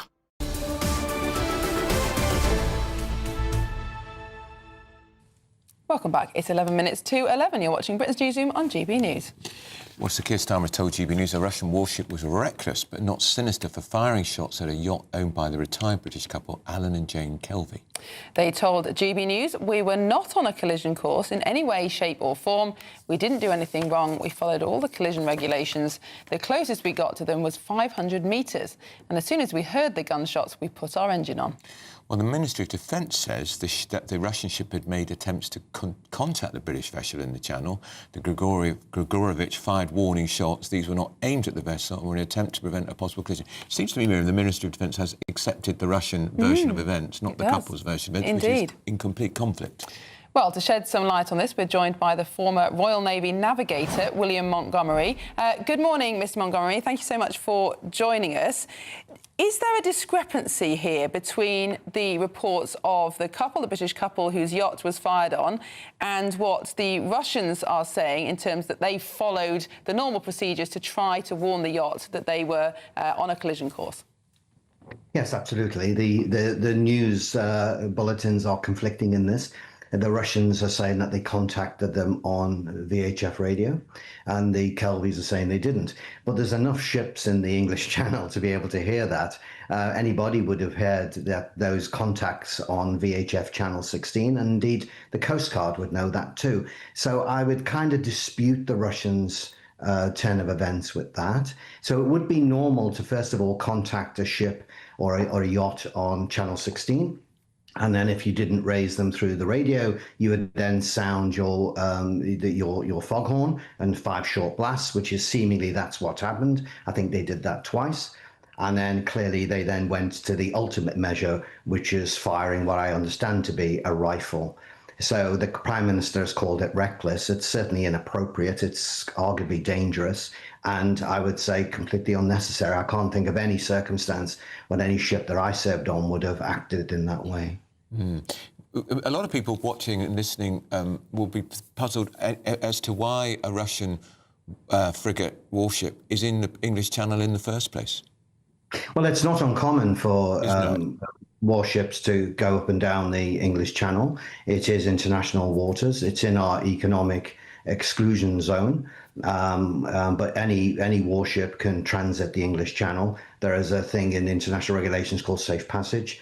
So that's not unusual. This particular ship has been shadowing the tankers. But in my day, in 1978, see, we would have had 2 warships tracking that particular Russian warship. And now the best we can do is send a river-class patrol boat, which is HMS Mersey. So it's not uncommon, and certainly not uncommon for them to be about 20 miles from the coast.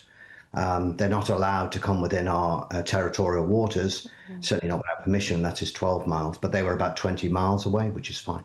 The MOD have put out a statement saying that the Russians did try to contact the yacht.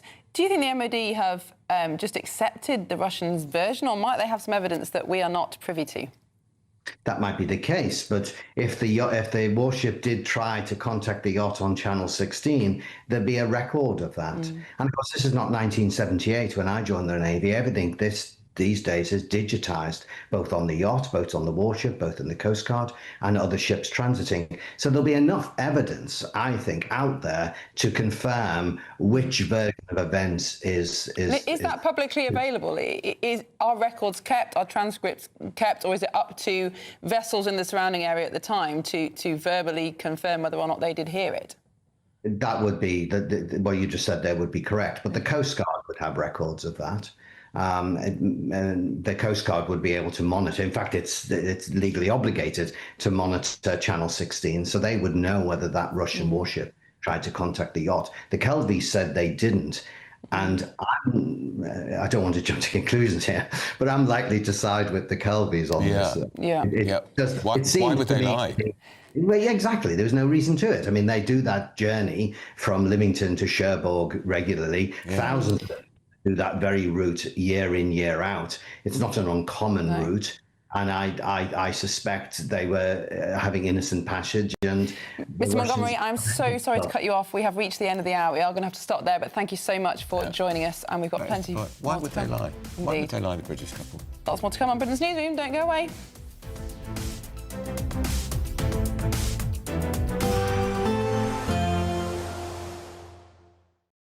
Today, clouds overhead, total zen within. Boxed Solar sponsors the weather on GB News.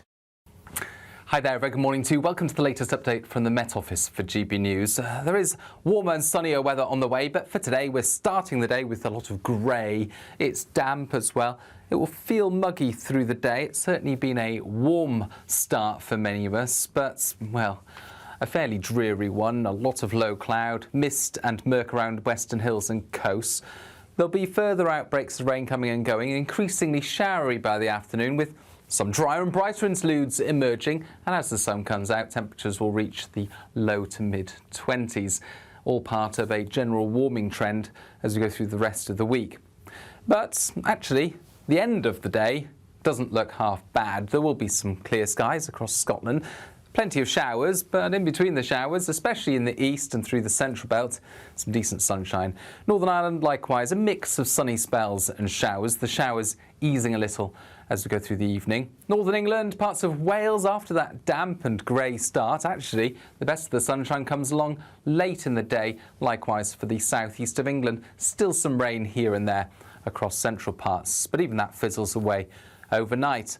And then overnight it's dry for many at first, but another batch of wet weather moves into Ireland, reaches Northern Ireland by dawn, parts of southwestern Scotland, North Wales and northern Scotland. It's another warm night. Temperatures in the south 17 or 18 Celsius, low teens further north. Some brightness around first thing Thursday, especially across the Midlands, eastern England as well. Towards the northwest, it's increasingly wet. Some heavy and persistent rain into Northern Ireland, much of Scotland, Northern England and North Wales. A real northwest-southeast split developing by the afternoon. Plenty of sunshine towards the southeast. Temperatures reaching 28 Celsius.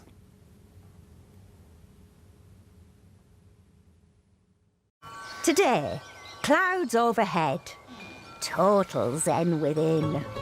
Boxed Solar sponsors the weather on GB News.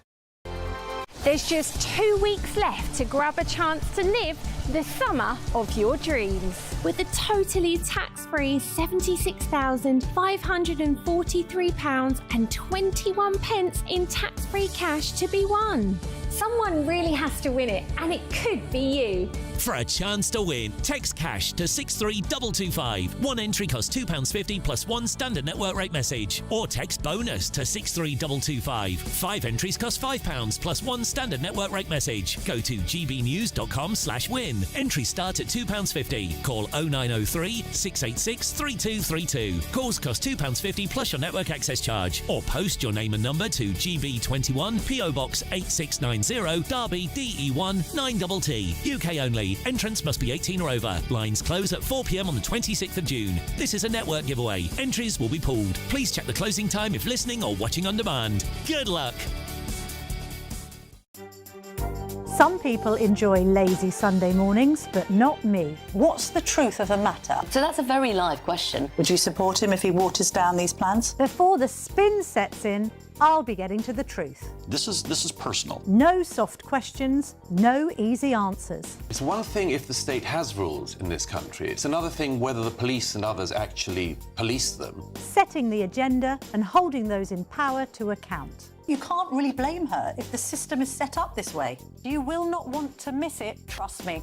The Camilla Tominey Show, Sundays from 9:30, only on GB News. Bold. They are under no illusion. Ray, are you a human trafficker? Boundless. I've had enough of the nonsense, and I'm not afraid to say it.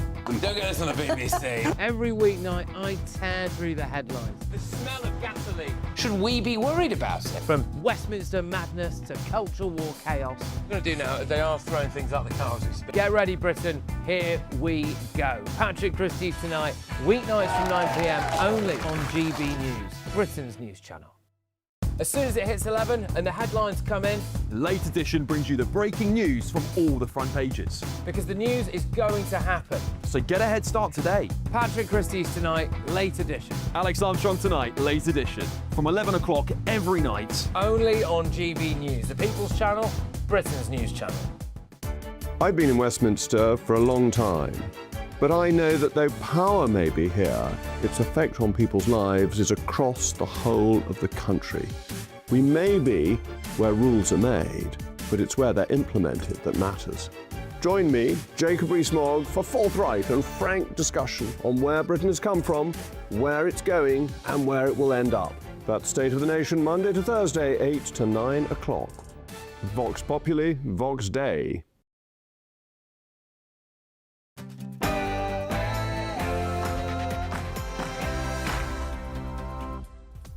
It's 11 o'clock on Wednesday, the 17th of June, live across the UK, Britain's Newsroom with Andrew Pearce and Miriam Cates.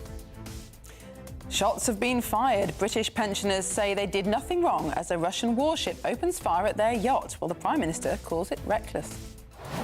Clearly, that shouldn't have happened. I think it's reckless, but it does look as if the MOD assessment is it was drifting.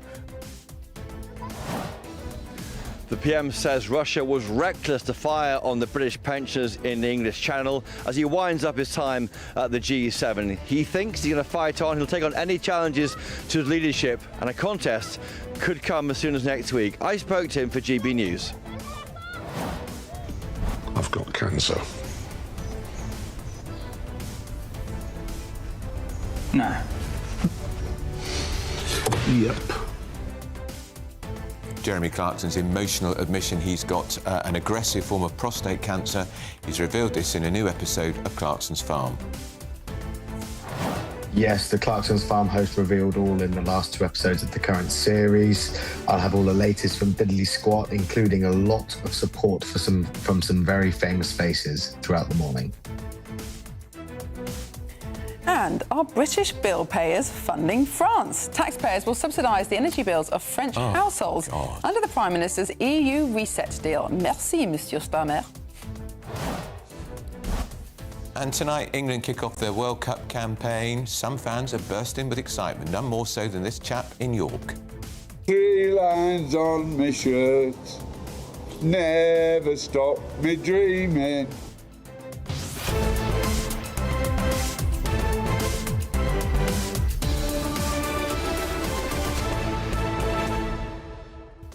Andrew, neither of us are serious football experts, No. or any kind of football expert, to be honest, but we are supporting England tonight. Of course, and I'll be supporting Scotland when they play. They won their first match, didn't they? And we're playing Croatia. So there we are. That's right. Beautiful Done my homework. country. Absolutely Done my well homework. done. And apparently they knocked us out in the semi-finals in 2018. Oh, yes.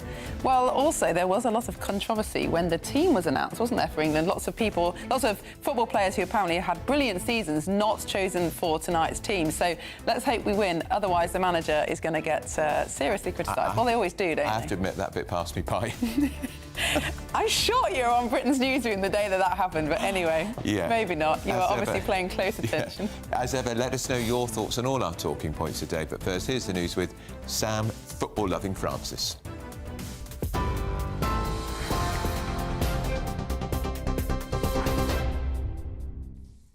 Very good morning to you. Just after 11 o'clock, the top story this hour, Sir Keir Starmer has dismissed Wes Streeting's threat of a Labour leadership challenge next week, calling it chatter. The former Health Secretary says he has the backing needed from Labour MPs and warns the party cannot continue with what he calls uncertainty and paralysis. Speaking to our political editor Chris Hope at the G7 summit, Sir Keir said that he was focused on serving the country and made clear that he would fight any challenge to his leadership. Other people can say what they like.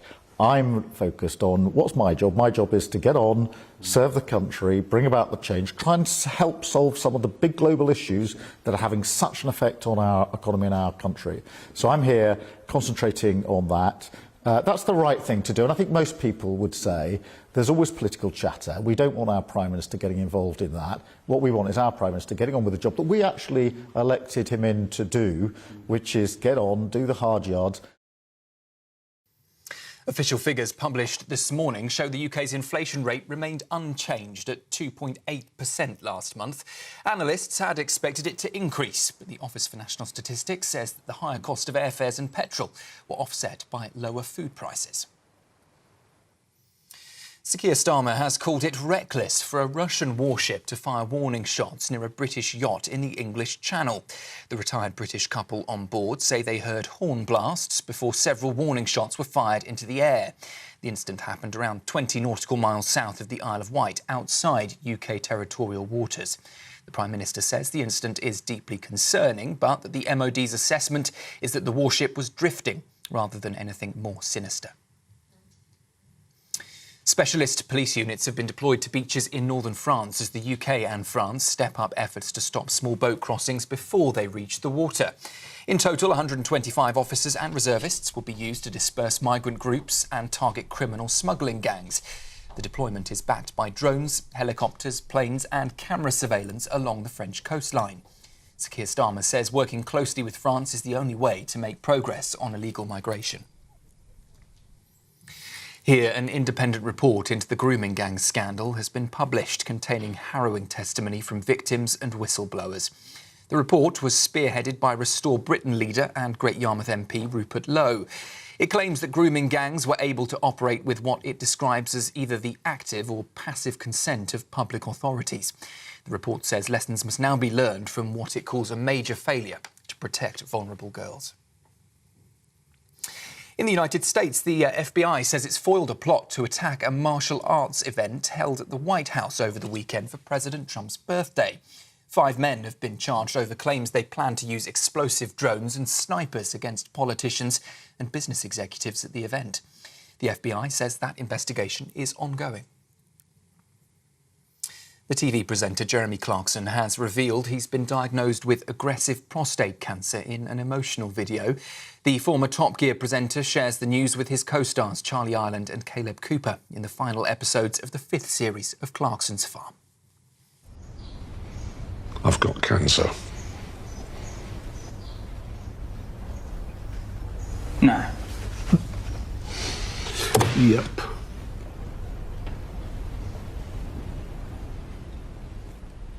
Well, the 66-year-old says he's known about the diagnosis since May, but the cancer was caught early. In a message to viewers, Clarkson says if the treatment is successful, he will return for the 6th season.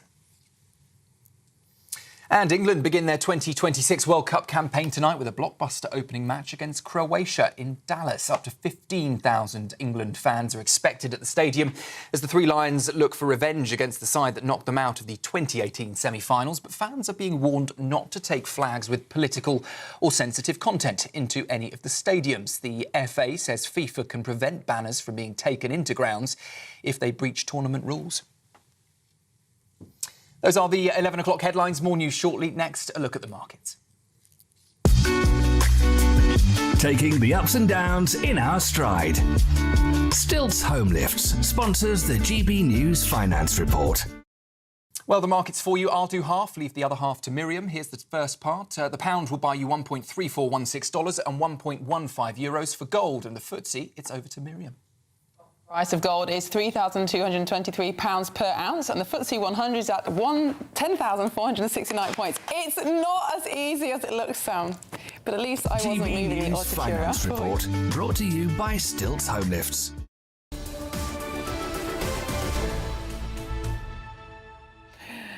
Hello, welcome back. You're watching and listening to Britain's Newsroom. We're live across the United Kingdom on GB News with Andrew Pearce and Miriam Cates. This year we're celebrating 5 years of GB News, so on the 6th of August we'll be holding events across the country and we'd love you to be there with us. So save the date, and if you want to be first to hear about the day's plans and how to get involved, scan the QR code on the screen, which is there now, or visit gbnews.com/celebrate. And we'll be there with you. We will. Well, the Prime Minister is still in France at the G7 summit. Andrew, do you think this is the last trip abroad that Keir Starmer will make as Prime Minister? It certainly is last G7. I think the die is cast. 100 Labour MPs said a few weeks ago it's time to go. We've got a hugely significant by-election tomorrow. Andy Burnham is the front runner. He's the most popular politician in Britain. Quite easy to be popular, of course, if you're an elected mayor and you're not part of the cabinet and tainted by government. And I imagine that the challenge will be underway as early as next week, and I suspect the Prime Minister will fight to stay on if he can. My view, it depends whether cabinet ministers start to resign in the way they did with Boris Johnson. Yes, indeed. And we have seen, though, that some of the polling suggesting that Andy Burnham's personal popularity ratings have actually plummeted by perhaps 15 or 20 points since the by-election campaign began. I assume because lots of people didn't know much about him before. And, of course, once people find out about people's political record, they tend to take a different view. So, well, he's also a bit of a shapeshifter, isn't he? He has. Even in this campaign, that seems to have been the case. But on the other hand, he's a good communicator. He's obviously popular in and around Manchester. He's got huge name recognition up there. The seat is right close to Wigan. He's been the Mayor of Greater Manchester for some years now. A Labour leadership campaign over the summer is an interesting prospect. Well, will Starmer stand? He's entitled to. He is. To. And of course, significantly, we've never had a serving Labour Prime Minister deposed in a leadership contest. Gosh. Tony Blair resigned of his own accord. He did. Harold Wilson resigned of his own accord, arguably on health grounds. This would be the first time, unless, of course, Starmer goes of his own volition, rather than fight the by-election. So, fight it. Well, let's talk to Sir Anthony Selden, who is the political historian who's written biographies of most of the most recent Prime Ministers. Sir Anthony, good morning to you. Do you sense this is... Good morning, and by the way, happy 5th anniversary coming up, Andrew and Miriam. Thank you very much, Sir Anthony. Great day. It really is. It really is. Now, you've been observing Prime Ministers close up for a long time, Sir Anthony. Do you sense we are coming to the end game now for Sir Keir Starmer? Definitely. His MPs, trade union leaders, Labour members, cabinet members, all feel the game's up. And, it's a terrible thing that when Britain should be projecting strength and force on the world stage, not the least at this international summit, with the President of the US and Zelensky there, Britain is looking as if it doesn't know what it's doing with its own leader. So I think that if he does, Andrew, want to fight, it will turn out very badly for him. In the Tory party, there were the men in suits who would come along and tell the Prime Minister, like Winston Churchill in 1955, the game was up. I think the equivalent in the Labour Party will, the great and good will tell him that much better to leave with dignity because you will be beaten, you will damage Labour and you'll damage the country by having protracted leadership squabbles at a time the country needs stability. Now, Sir Anthony, Keir Starmer is the least popular Prime Minister on record, if you believe the polling. But some of the other Prime Ministers we've been mentioned were also deeply unpopular when they left or were forced out of office. Margaret Thatcher, by the end of her time, Sir Winston Churchill lost a general election in 1945. How do you think Sir Keir Starmer will be perceived in history? Do you think he will have... Do you think his image will be slightly rehabilitated by the passage of time? Well, generally, Miriam, the Prime Ministers are rehabilitated. John Major now looks better in history, and so does, might well Boris Johnson, so might well Rishi Sunak, probably not Liz Truss, but who knows. But I can't see that happening for Keir Starmer. The fact is, Miriam, he won a general election landslide, and no Labour Prime Minister has ever done that and blown it so quickly. And you have to say, however difficult the office is, whatever the challenges thrown at him, that he threw it away. Why? Two big reasons. He had no plan for the economy, and the Prime Minister is First Lord of the Treasury. The first job that they have is to keep the country solvent and growing, and he didn't do that. And secondly, he had no plan for government. He gave no plan, no communication skill, no story to the public about why he was there, why Labour was there, and where they were going to be going. And now, most latterly, he's let the country down on the second most important job, which is to keep the country safe. Keep this country safe internally from lawlessness and rioting and threats, and externally from foreign forces. Some people say, sensible people say, that the Third World War has already begun. Is it a good way to conduct government, Sir Anthony, for MPs, effectively, a small band of MPs, to decide that a Prime Minister who was elected by the country has to go? We've talked about that before, Andrew. It's not a very good way, but there aren't many other better ways. If it is the members voting, they tend to be more radical left or right than the country, the voters for that party at large, and that's got the country into problems. For example, with the members, Conservative members, voting for Liz Truss. I think the bigger issue is why can't these people who step up to being Prime Minister have the humility to learn how to do the job? For goodness sake, he had 3 and more years to learn how to be Prime Minister. He turned up for the job, and no one would, GBNews or any job at all, would turn up on their first day without a clue how to do it. And you know, that is simply unacceptable. So I think the core problem is not the voting system, it is the Prime Ministers themselves and their lack of skill. I think there's another issue, which is if you look back at Labour governments, if you look back at Blair's government, at Wilson you referred to, at Callaghan's, in the past, there were much bigger, more weighty, more experienced figures, and dare I say it, people with a greater sense of the national need, national purpose, and recognizing the realities of finance and economics. I mean, what do these people know understand about the country's broken financial position and its level of indebtedness?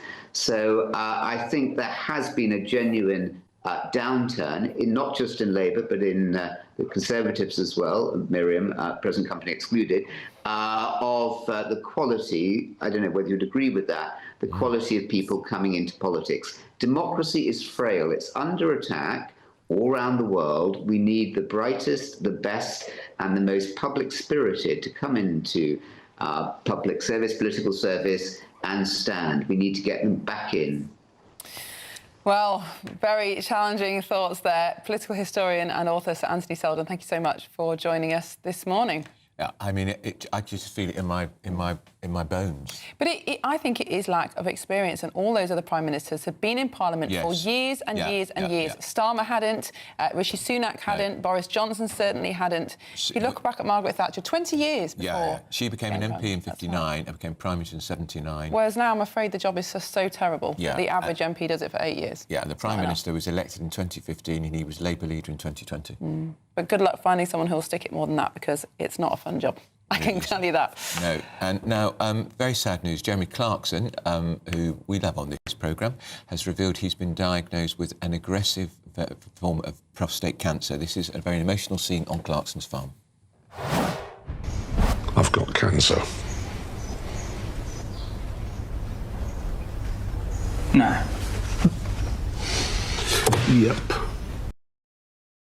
Well, the 66-year-old says the cancer was caught early, but he's taking time off during the harvest to undergo treatment. Well, GB News' entertainment editor Alex Davis joins us live. And, of course, Alex has recently been to Diddley Squat Farm, haven't you, Alex? You reported there just a couple of weeks ago. How have Jeremy Clarkson's fans been responding to this sad news? Well, the fans have been almost inconsolable. A lot of them have been saying how gutted they are. A lot of them have said that they were left in tears watching the scenes unfold. As you mentioned, Jeremy Clarkson unveiled this news today in the newly released episodes of Clarkson's Farm. He said it was caught early. These scenes were filmed in June, July last year. He told his farm manager Caleb Cooper and his land agent Charlie Ireland that he had been diagnosed with cancer and therefore he wouldn't be able to make the harvest at the time. They were obviously devastated to hear the news from him. He's 66 and the diagnosis came just a few months after he had been in hospital with a health scare to do with his heart. He underwent a very serious heart operation. Early in the series, he said he was just days away from having a heart attack. And the health woes weren't lost on him in the series. He made a point of calling it rather ironic that he started filming for season 5 while undergoing treatment for his heart operation, and he ended season 5 undergoing treatment for his prostate cancer. GB News was lucky enough to be invited to 2 recent events involving Clarkson. We had Farm Fest, which was the first country fair music festival collaboration in which he was the face of. And he was there. He was walking around, milling with fans, taking part in demonstrations. He doesn't often stop for photos or chats, but he does do his best to give fans a wave and whatnot. And then we had Cereals, which was the largest arable event the UK hosts. And that was actually hosted at his farm last week, in which I was lucky enough to attend. I saw him there. He made a point at the end of season 5 to say, if I get through this, I'll see you in season 6. And I can tell you that at Cereals, we don't know how his treatment has gone, but I can tell you that at Cereals, he was flanked by hordes of cameramen and crew and all sorts of staff members from Amazon. So it looks like he will be back on his feet for the 6th season of the show. And that's great news for everybody. Obviously, this is still quite fresh today that he's gone public with his diagnosis. Prostate Cancer UK have come out and applauded his honesty and thanked him for raising awareness. And so many other people have done the same. Well, Alex, thank you so much for your comments this morning. And, of course, everybody at GB News wishing Jeremy Clarkson all the best for his recovery. Indeed we are. Indeed we are. Now, up next, find out why Ed Miliband, who's, of course, the Net Zero Secretary, ghosted Sir Keir Starmer by refusing to take telephone calls from his Prime Minister. We'll be going through that and much more with Stephen Pound and Mike Parry. This is Britain's Newsroom on GB News.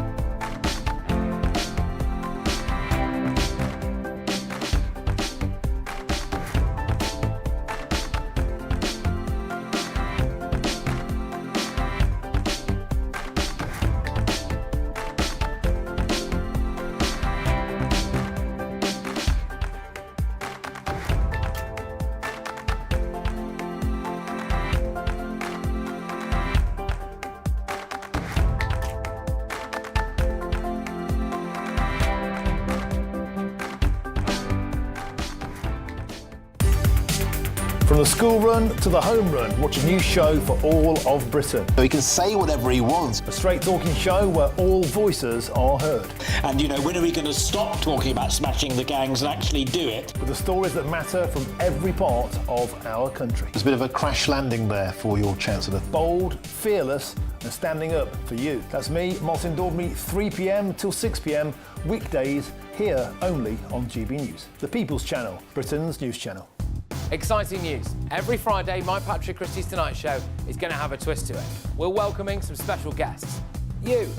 That's right, on Fridays I'm going to be doing my show in front of a live studio audience because this show is about you and what you have to say. It's going to be the same big debates, same big topics, same big opinions, but every Friday night at 9 p.m. you are invited to come on down to Patrick Christie's Tonight to be a part of the action. Only on GB News, the People's Channel, Britain's news channel. Welcome to Free Speech Nation with me, Josh Howard. This is the show where each week we see what's happening in the world of culture, current affairs and politics. First we'll say, welcome to the UK. And we're not afraid to use our free speech so that you can use yours. It's not controversial in the slightest to anyone who hasn't lost their mind. Free Speech Nation, Sunday nights at 7 p.m. Only on GB News, the People's Channel, Britain's news channel.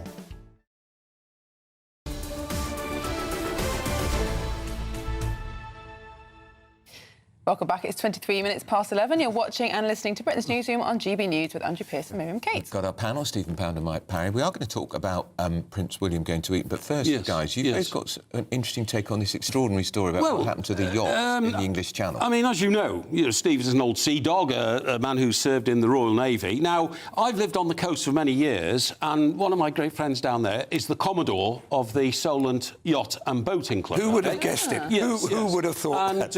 And I often share a pink gin with the Commodore, but occasionally the Commodore takes me out on his boat, which is a small yacht, 45 feet or something like that, and we have a pink gin on the deck.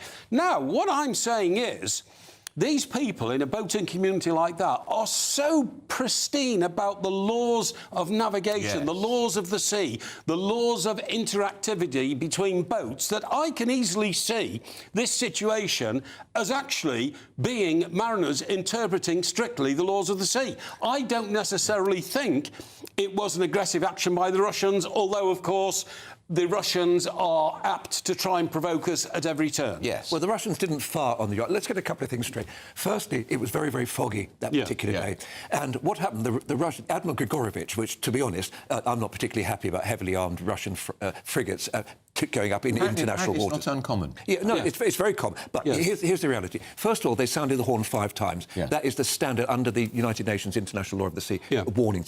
And so the yacht then course corrected 2 degrees to port. Course corrected. In other words, had they done nothing, who knows what it would... The Russian ship, the Grigorovich, then sounds its horn a second time. And then, when there's still no response, they fire into the air. Now, look, if you want to see examples of Russian aggression in the UK, go to Salisbury, look at they pay those Ukrainian kids to set fire to Keir Starmer's distant cousins. I'm not sure I would believe their explanation over the couple who were on the yacht. As far as I'm concerned, to actually play this up into a sort of, an idea of the Russians firing on a British ship, that's nonsense. No, but the other thing is, I think mariners do have a bond between them, anybody at sea, because, the cruel sea, Nicholas Montserrat, the novel, and that kind of thing. And somebody else put it to me last night that if that Russian captain of the Grigorovich had been a really nasty person, they wouldn't have alerted the yacht because the yacht would have run into the Grigorovich and would have sunk. Do you see what I mean? There wouldn't have been any damage to the Russian boat because it was a warship. Yes, but I suppose the suspicion from the Russian boat is that it's not an accident, it's not friendly. Any military captain has to assume that a boat approaching it is there for malign reasons. Yes, but they know that in the Solent, the boat approaching is not loaded with 40 tons of explosives. Well, you rather hope it's not. It's probably an old English couple who are off. I mean, it's a 40-foot yacht. Yeah, exactly. Not even a particularly large one. No, exactly. But it's 20 miles south of the Isle of Wight. Yeah, but it was so it was in international waters. That's the point. You know what I mean? Fascinating. Now, Eton. Prince William is not Prince William, forgive me, Prince George. Yes. We've just He's already been there. Yeah, is going to Eton. Yeah. I think it's terrific news for our future king. Go to the best school in the world. What do you think? I think it's rather depressing, personally honest. It's sort of entrenching this sort of class privilege. Yeah, no, that's typical, when he comes to Eton, they've probably got a royal suite at Eton, haven't they? And next door to don't forget, next door to the Russian Samovar room, which is very popular. Quite close to Windsor, where his mum and dad. Exactly. Well, there's Slough Comprehensive is very close to Windsor. Yeah, but the thing is, Stephen, you should know that the British Empire wasn't built on the playing fields of Slough Comprehensive. No, the Battle of British Empire was built on the cricket fields of Eton College. And that's where our leaders should come from. It's the best school in the world. It produces the best people, and I am all for it. Mike, I'm always reluctant to criticise you, but I think the expression is the Battle of Waterloo was won on the playing fields of Eton. That was the, deathly hush in the close, all that sort of stuff. But look, wouldn't it be wonderful if the heir to the royal family decided to go to a local state school? No, it would be ridiculous. About the amount of security you'd need to start off with. It's nonsense. And the other thing I would say a state school should be a safe place for everybody. Well, it's and not. he has this young man has protection officers with him all his life. Exactly. For the rest of his life. Yeah, and at Eton. And it wouldn't be fair on the other kids in the comprehensive school. No, of course it wouldn't. Well, is it fair on the kids in Eton? And at Eton, they have... the fact that they're used to it doesn't make it better. And by the way, Eton have fantastic security facilities, because it's not just the... No, it's a lot of Russian oligarchs. I was about to and say... Saudi princes. Indian billionaires, Russian oligarchs, Chinese multi-industrialists all contribute to security at Eton. You're not making a very powerful case here. No, I am. But the other thing I'd say is that Bridget Phillipson are, shockingly classist education secretary, has made Eton even more elite than it was when she came in, which means the elitism is getting bigger and bigger while she closes down private schools, because Eton's the only one now that can afford to charge the fees. Prince George appears to me to be a pretty reasonable, sensible lad. He looks a chap who takes joy in what he does. He sounds like a good guy. Yeah. And yet, what is he going to know about the real world if he's cosseted away? But Stephen, he is not being bred for the real world. Exactly. He has been trained to be king. Why on earth? But you make him sound like a pedigree dog. Exactly. Well, they basically are. That's what the royal family is. They have to perform. We either decide they're a family that they can make the decisions about where they educate their children for their children's best interests, or we own them, in which case I suggest that the monarchy won't survive for very long. I totally agree. Stephen thinks that, old George there should... young George. I'm sorry, should be able to learn what the children at Slough Comprehensive learn. So here's how you change the chain on your bike when your chain comes off your bike. It'd be great if you learnt that kind of thing in school, Here is how you mend a puncture true. on your bike. Here is how you take your lunch to school. He's not been taught to do that. He's going to one of these days lead us. I think Mary makes a fair point about what are our expectations of the royal family. And I'm so old. I can remember people talking about the Queen Mother going to the East End during the war and actually engaging with the local people. I think we need to do more of that. And I think rather than having that's different to being treated the same as, isn't it? Isn't it? No, it's completely different. Well, I don't know why. I never got the big aggro from the left because Cameron and Boris Johnson went to Eton. Exactly. I want my Prime Minister to be really well educated. The current cabinet is the best argument for private schools ever. None of them went to private school. Well, we've got to move on, sadly. Churchill went to Harrow. Good luck with your treatment next week. Thank you very much indeed. I'm in great shape. Very good. Now, don't forget, it's Deputy Prime Minister's questions at midday today, which means David Lammy will be in the hot seat. It's going to be terribly good fun. Tom Harwood and Gloria Di Piero want your questions for that session. Send them to gbnews.com/your say. Don't forget to say where you're from. With Britain's Newsroom on GB News. Stick with us.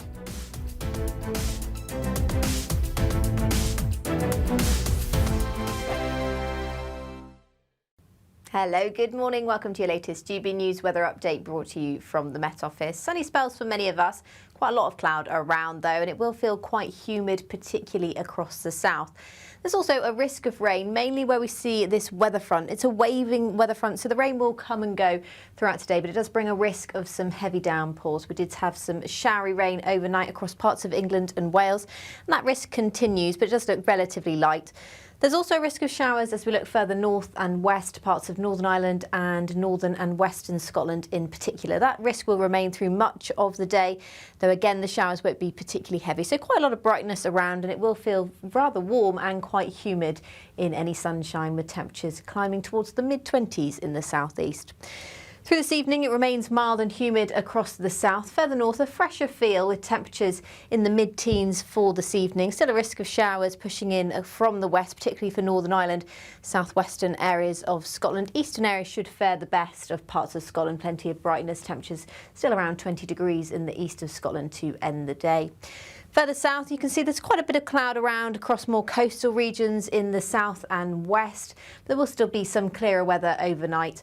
But it is going to be a humid one, particularly across the south coast. Temperatures holding up in the high teens for some areas, so pretty close feeling overnight. Further north, it will be a little bit fresher, but some heavy rain pushes into parts of Northern Ireland and later on in the morning into Scotland. So it's going to be a bit of a wet start for the northwest with some quite persistent and heavy rain. This is this waving front returning from the south and west to bring a very wet day to parts of Northern Ireland, much of Scotland. Some areas of northwest England as well could see quite a bit of rain throughout Thursday. Comparatively much drier though further south, and it's going to feel quite hot in the sunshine with temperatures approaching 30 degrees in the south and east. Have a great day. Bye-bye.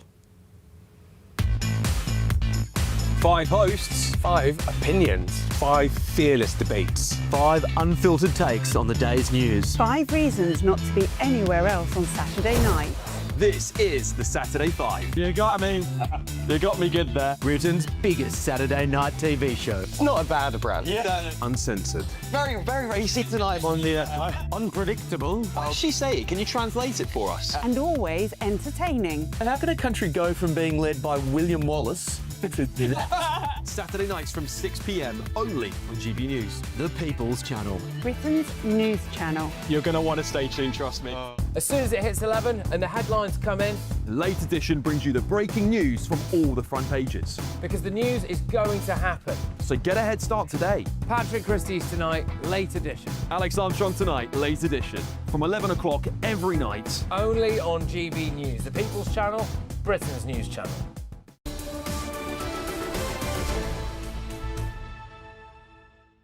Welcome back. It is 26 minutes to 12. You're watching Britain's Newsroom on GB News with Andrew Pearce and Miriam Cates. Well, Donald Trump's been talking a lot at the G7 summit in France about Iran because he says that the deal will be signed in Switzerland on Friday, and he says the Strait of Hormuz will be reopened. Now, some people are suggesting that we're not that advanced on getting the Strait of Hormuz open, but is it going to be toll-free? Well, the oil prices have already fallen, so people are optimistic.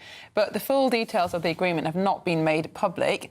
And Vice President J.D. Vance has implied that so far the agreement is only 1.5 pages long. So, and there's plenty of negotiating to come. And Iran apparently are going to agree never to have a nuclear weapon. But how on earth that will be enforced is the big question. They could say it till they're blue in the face, but what does it mean if they carry on processing uranium? Yeah, I mean, well, that's it. And initially, Trump's aim at the start of the war was to destroy any capability that all the uranium now seems to be buried underground, but it is still there. What is the US going to do about that? And also, if the Strait of Hormuz is not reopened fully, how can he sell this as victory? Yeah, absolutely. And it has to be demined first. Britain and France have offered to lead the kind of post-war protection of the Strait of Hormuz, but whether or not we will be called upon to do so. And is Israel signed up to this, or is Israel going to continue the conflict by bombing the Lebanon? Well, the US... Donald Trump is certainly trying to freeze out Israel as much as possible. He's made some fairly disparaging comments about Netanyahu in the last few days, and the deal in Israel is being painted as an utter failure because, of course, what the Israelis want is regime change in Iran. Well, they're nowhere near to that. And, of course, Netanyahu's got elections coming up, I think, in the autumn. Yeah. And we've got key midterm elections in America. And I think Iran will be a big issue for both of them because Netanyahu will say the job's not done. Yeah, absolutely. And he obviously continues to tackle Hezbollah in Lebanon. And the Iranians, of course, think that peace between Israel and Hezbollah ought to be part of the deal. The US says it's not part of the deal. It remains to be seen whether or not Donald Trump has enough power over Netanyahu to stop him escalating too far to scupper the deal. Quite interesting because we had the inflation figures today, Miriam, and it's stuck at 2.8% because we still haven't had the full impact yet of the oil price rises. Oil has fallen today, but we've had months now of wildly fluctuating oil prices, and it's going to have an inevitable knock-on effect on the economy. Yeah. And this will be, I'm sure it'll be part of the final communique, do you think, from the G7? Yeah, I would have thought so. And even in America, of course, gas prices have gone up, even though they're far more self-sufficient from an energy point of view than we are. Even they are suffering quite a lot of inflation, which has been devastating for Trump's poll rating. So I imagine that's one of the things that has brought the war to a close, because they haven't achieved their objectives, they haven't got regime change, they haven't removed all nuclear capabilities. So really the reason that they got to stop this war is because it's so unpopular. Really is. It was never popular in America in the first place, we're at the G7 summit. This is the German Chancellor who is about to speak. Where's Donald Trump? That's what I don't know. Well, Friedrich Merz and Donald Trump are not best friends at the moment, are they? They're not. Well, we'll bring you the latest on that, but first of all, we're going to give you the details of that great British giveaway. Time is ticking on your chance to win. How much is it, Amelia? £76,543.21. Totally tax-free. Here's how you do it. There's just 2 weeks left to make your summer sensational, as we're giving you the chance to win a simply stunning £76,543.21 in tax-free cash. That's cash that could go towards family treats, spectacular summer days out, or give you the chance to chill out and relax somewhere like here, the Imperial Island Resort in Paphos. You really could be our next big winner with a whopping £76,543.21 in your bank. But hurry, there's just 2 weeks remaining. For a chance to win £76,543.21 in tax-free cash, text cash to 63225. One entry costs £2.50 plus one standard network rate message. Or text bonus to 63225. 5 entries cost £5 plus one standard network rate message. Go to gbnews.com/win. Entries start at £2.50. Call 0903 686 3232. Calls cost £2.50 plus your network access charge. Or post your name and number to GB21 PO Box 8690 Derby DE1 9TT. UK only. Entrants must be 18 or over. Lines close at 4 p.m. on the 26th of June. This is a network giveaway. Entries will be pooled. Please check the closing time if listening or watching on demand. Good luck. Good luck with that. Well, let's go back to Evian now, where GB News' political editor Chris Hope is still there in France. Chris, good morning. Well, good afternoon to you. What are the main topics of discussion today amongst the G7 leaders? It's really winding down. The Prime Minister is leaving the G7, flying back this afternoon. He'll miss PMQs. That's with the Deputy Prime Minister's deputy leaders later on. I mean, the PM, by his standards, has had a successful G7. He's announced £1.3 billion worth of investment. He's got a deal for drones to try and deal with the small boats crisis on the north coast of France and our southern border. He's got a summit announced for July 22nd to further bring together the European Union and the UK. And he's met with Trump, although not officially. He's sat with Donald Trump for dinner on Monday night, although we weren't there to see what happened. But we're told by Keir Starmer that they got on well, that the issue of the social media ban wasn't raised. We are going to hear from Donald Trump this afternoon in a press conference we'll bring you live on GB News, and that could change everything if he starts having a go at the Prime Minister again. He may well have a go on issues such as immigration and the like. But as things stand, he's had quite a good G7. He's quite comfortable on the world stage. He preferred Davos, of course, every January in that Swiss ski resort, to being in Parliament. But Parliament is where his future will be decided. The Makerville by-election is tomorrow. I'll be up there with a team of reporters bringing you the news. And if Andy Burnham comes back, that will be a moment, and we hear from the PM this today. He says he will speak to Andy Burnham over the weekend and offer, or maybe even offer him a top job. So there could be some form of reshuffle maybe in government next week. And of course next week is the week when Wes Streeting says he'll challenge for leadership. Wes Streeting says he's got the 81 MPs necessary to stand. So lots to think about. And when I interviewed the Prime Minister earlier, I said, is the problem you? He looked quite shocked by that, but I said, why don't you take the agenda here, take the issues here by the scruff of the neck? He's been buffeted by noises off from other MPs wanting to depose him. Why on earth don't say, I'm the Prime Minister, put up or shut up? Do a John Major, which Andy will remember from 1995, and say simply to anyone who wants to challenge him, take me on and I'll beat you. But he didn't want to go there. He's trying to say that all the chatter about leadership is just chatter, but of course I think it's much more real than that. Yeah, and Chris, this could easily be one of his last outings on the international stage as Prime Minister. Yes, it could well be. I mean, he brought his wife, Lady Starmer, Victoria Starmer, came here. I saw some children run past and jumped into the lake. I should say where I am, by the way. We're at Lake, the Lac de Bourget. It's a beautiful position here. We're in the French Alps, on the way to the airport with the team here, and they've stopped here for a break. But it's quite beautiful. I hope you can see it fully for your viewers. And those who can't see it, if you're listening to the GB News radio, it is stunning, and the water is a pale blue. But no, yes, exactly. I mean, Lady Starmer came here, Miriam.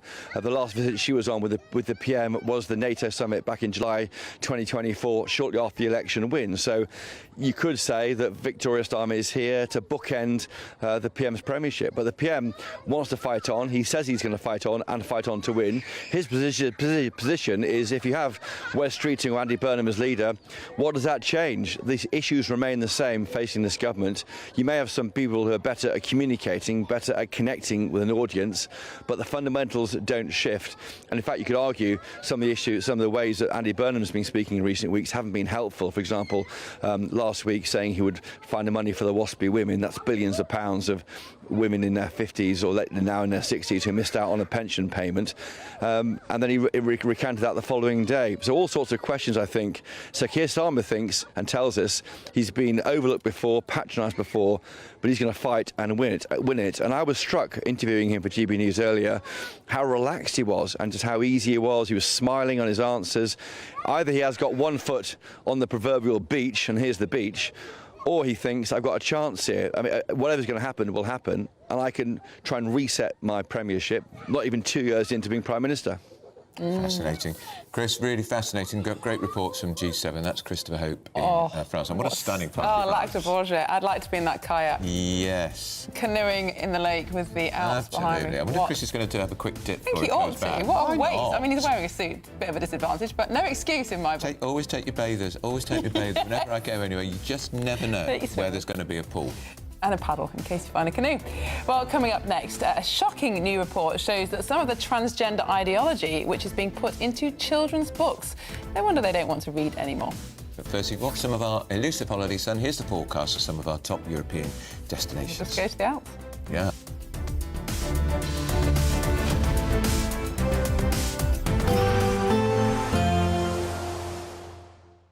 You're looking happy. Well, the forecast looks good. So you've sorted the travel insurance then? All Clear Travel Insurance sponsors GB News Travel Destinations Forecast. A lot of heat developing across Europe at the moment, and over the next few days it will be increasingly extreme for parts of France, Italy as well as Spain as far as temperatures are concerned. Less hot for Greece. Low 30s here with some showers, 1 or 2 showers across Italy, but you can see there the temperatures in Rome, 36 Celsius. Inland for Spain and France by the weekend, we'll see high 30s or even low 40s in places, 10 degrees above average for the time of year. All Clear Travel Insurance sponsors GB News Travel Destinations Forecast. This is GB News, Britain's news channel.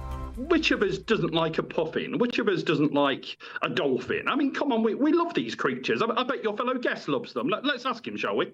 OK. Rafe, how do you feel about dolphins?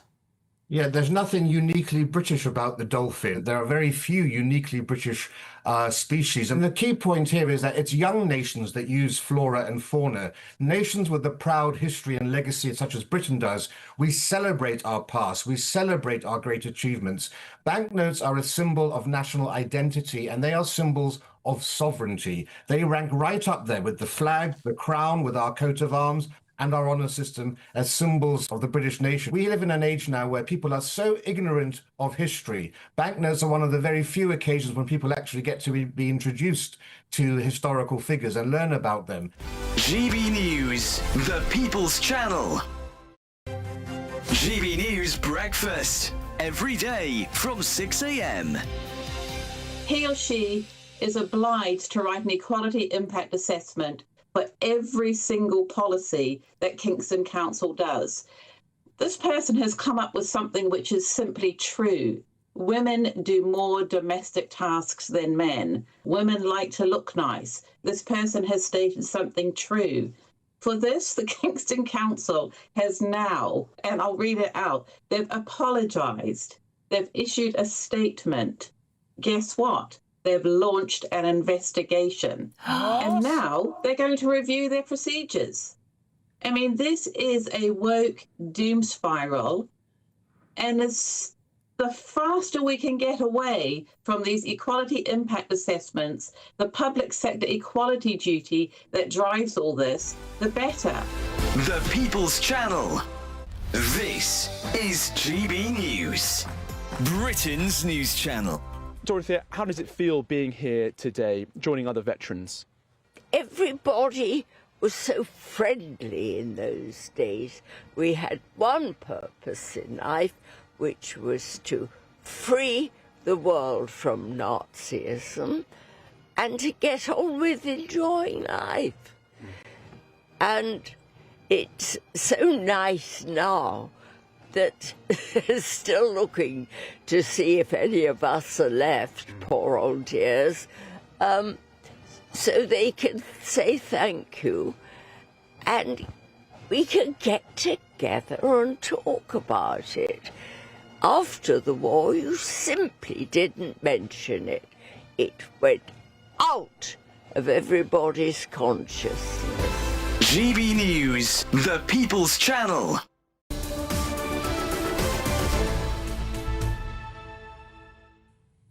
Coming up next, it's Prime Minister's Question Time with Tom and Gloria. Tom and Gloria, good morning. What's coming up? We haven't actually got the Prime Minister today, have we?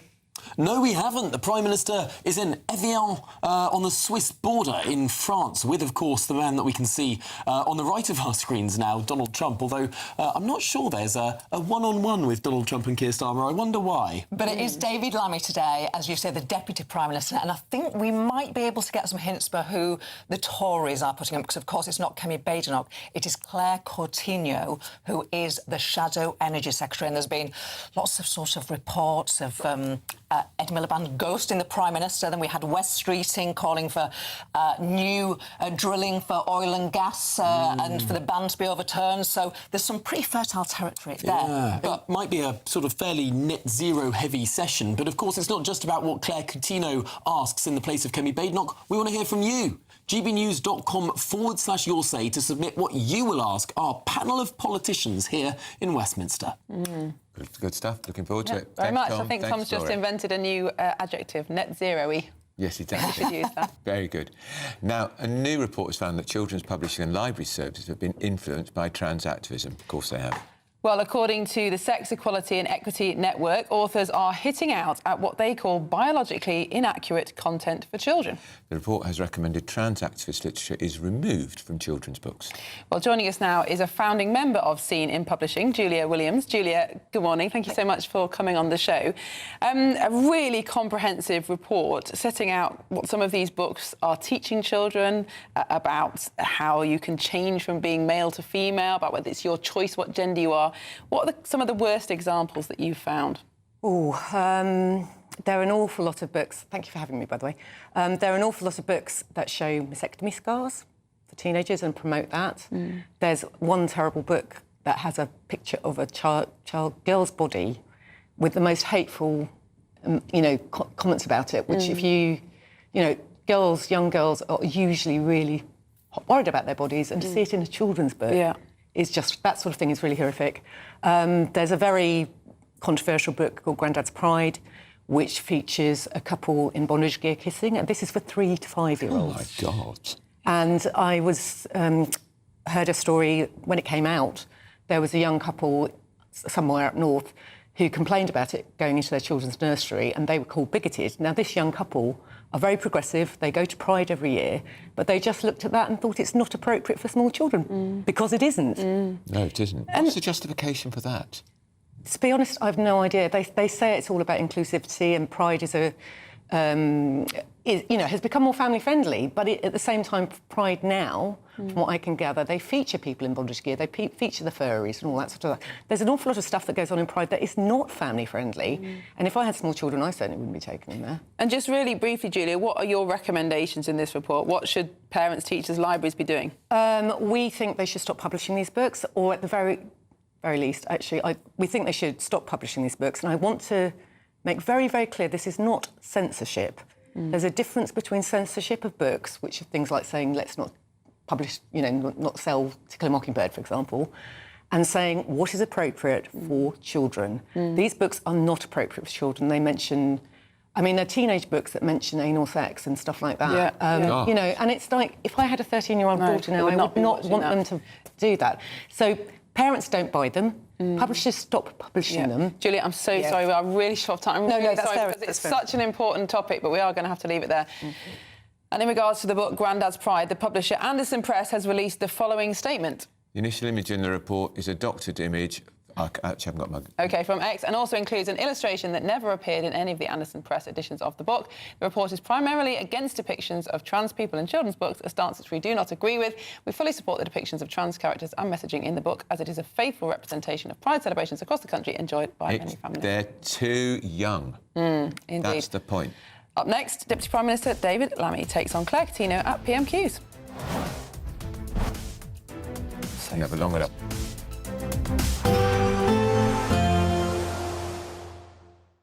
Expect warm spells with the odd rude interruption. Box Boilers sponsors the weather on GB News. Hi there, very good morning to you. Welcome to the latest update from the Met Office for GB News. There is warmer and sunnier weather on the way, but for today we're starting the day with a lot of grey. It's damp as well. It will feel muggy through the day. It's certainly been a warm start for many of us, but, well, a fairly dreary one. A lot of low cloud, mist and murk around western hills and coasts. There'll be further outbreaks of rain coming and going, increasingly showery by the afternoon, with some drier and brighter interludes emerging, and as the sun comes out, temperatures will reach the low to mid-20s, all part of a general warming trend as we go through the rest of the week. But actually, the end of the day doesn't look half bad. There will be some clear skies across Scotland, plenty of showers, but in between the showers, especially in the east and through the central belt, some decent sunshine. Northern Ireland, likewise, a mix of sunny spells and showers, the showers easing a little as we go through the evening. Northern England, parts of Wales, after that damp and grey start, actually, the best of the sunshine comes along late in the day. Likewise for the southeast of England, still some rain here and there across central parts, but even that fizzles away overnight.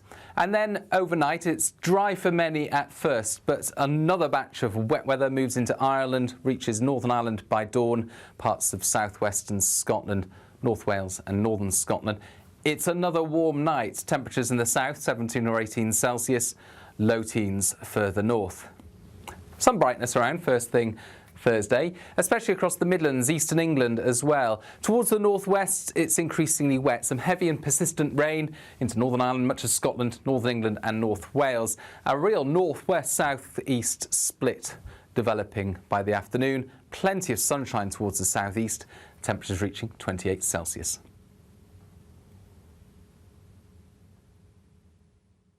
Expect warm spells with the odd rude interruption. Box Boilers sponsors the weather on GB News. There's just 2 weeks left to grab a chance to live the summer of your dreams. With a totally tax-free £76,543.21 in tax-free cash to be won. Someone really has to win it, and it could be you. For a chance to win, text cash to 63225. One entry costs £2.50 plus one standard network rate message. Or text bonus to 63225. 5 entries cost £5 plus one standard network rate message. Go to gbnews.com/win. Entries start at £2.50. Call 0903 686 3232. Calls cost £2.50 plus your network access charge. Or post your name and number to GB21 PO Box 8690 Derby DE1 9TT. UK only. Entrance must be 18 or over. Lines close at 4 p.m. on the 26th of June. This is a network giveaway. Entries will be pooled. Please check the closing time if listening or watching on demand. Good luck. Join me, Nana Akweer, for an informative, interactive news programme with a difference. It's fun. No, he didn't say that, though. I'm so surprised. I think there's an element of truth to that. Join me from 3 p.m. every weekend, only on GB News, Britain's news channel. Hi, I'm Michelle Dewberry, and my show is your opportunity to cut through all the noise and dive in headfirst to some robust debates. Ideas clash. Situation. Because you're deliberately avoiding my point. Nothing's held back. And if you think this is the end of it, wait for more. And we do not shy away from the difficult stuff. Sometimes I want to shake people and say, if only you understood. So join me on Jubes & Co. weeknights at 6 p.m. only on GB News, Britain's news channel. Welcome to Free Speech Nation with me, Josh Howard. This is the show where each week we see what's happening in the world of culture, current affairs and politics. First we'll say, welcome to the UK. And we're not afraid to use our free speech so that you can use yours. It's not controversial in the slightest to anyone who hasn't lost their mind. Free Speech Nation, Sunday nights at 7 p.m. only on GB News, the People's Channel, Britain's news channel. At GB News, we love to hear from you, our loyal community. So drop us a line at gbnews.com/yoursay. There you can talk to each other and also to the presenters live on air. gbnews.com/yoursay, because GB News is your channel, Britain's news channel. Breaking news, live updates, stories that matter. From the heart of the GB Newsroom to every corner of Britain, with our team of dedicated journalists across the UK. GB News bulletins are there to deliver the latest news that matters to you. Bulletins on GB News, the People's Channel, Britain's news channel.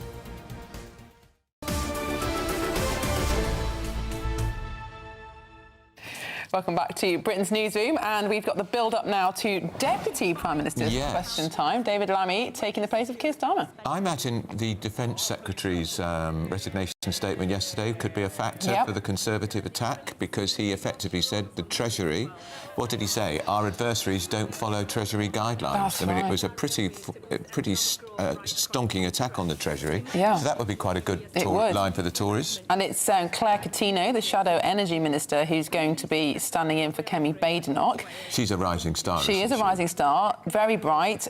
So I wonder if, given that it's her, she will make this about energy. She might comment on Keir Starmer ghosting Ed Miliband, perhaps. Bizarre. That story in the Telegraph today. Yeah, and I think it's because he suspected that Ed Miliband may be the one who may be resigning from the Cabinet, not the Defence Secretary. So he kept phoning him to say, are you going to resign? Yeah, and then, of course, when he doesn't return the calls, thinks it's even more. Because we do know that Miliband has lent his staff to Andy Burnham's by-election campaign in Makerfield. Yeah, and the rumours are that should Burnham win, Ed Miliband would like to be Chancellor. I think that's the idea. But yeah, it's a bit rude not answering your phone to the Prime Minister. But and here we are. They're kicking off straight away on time.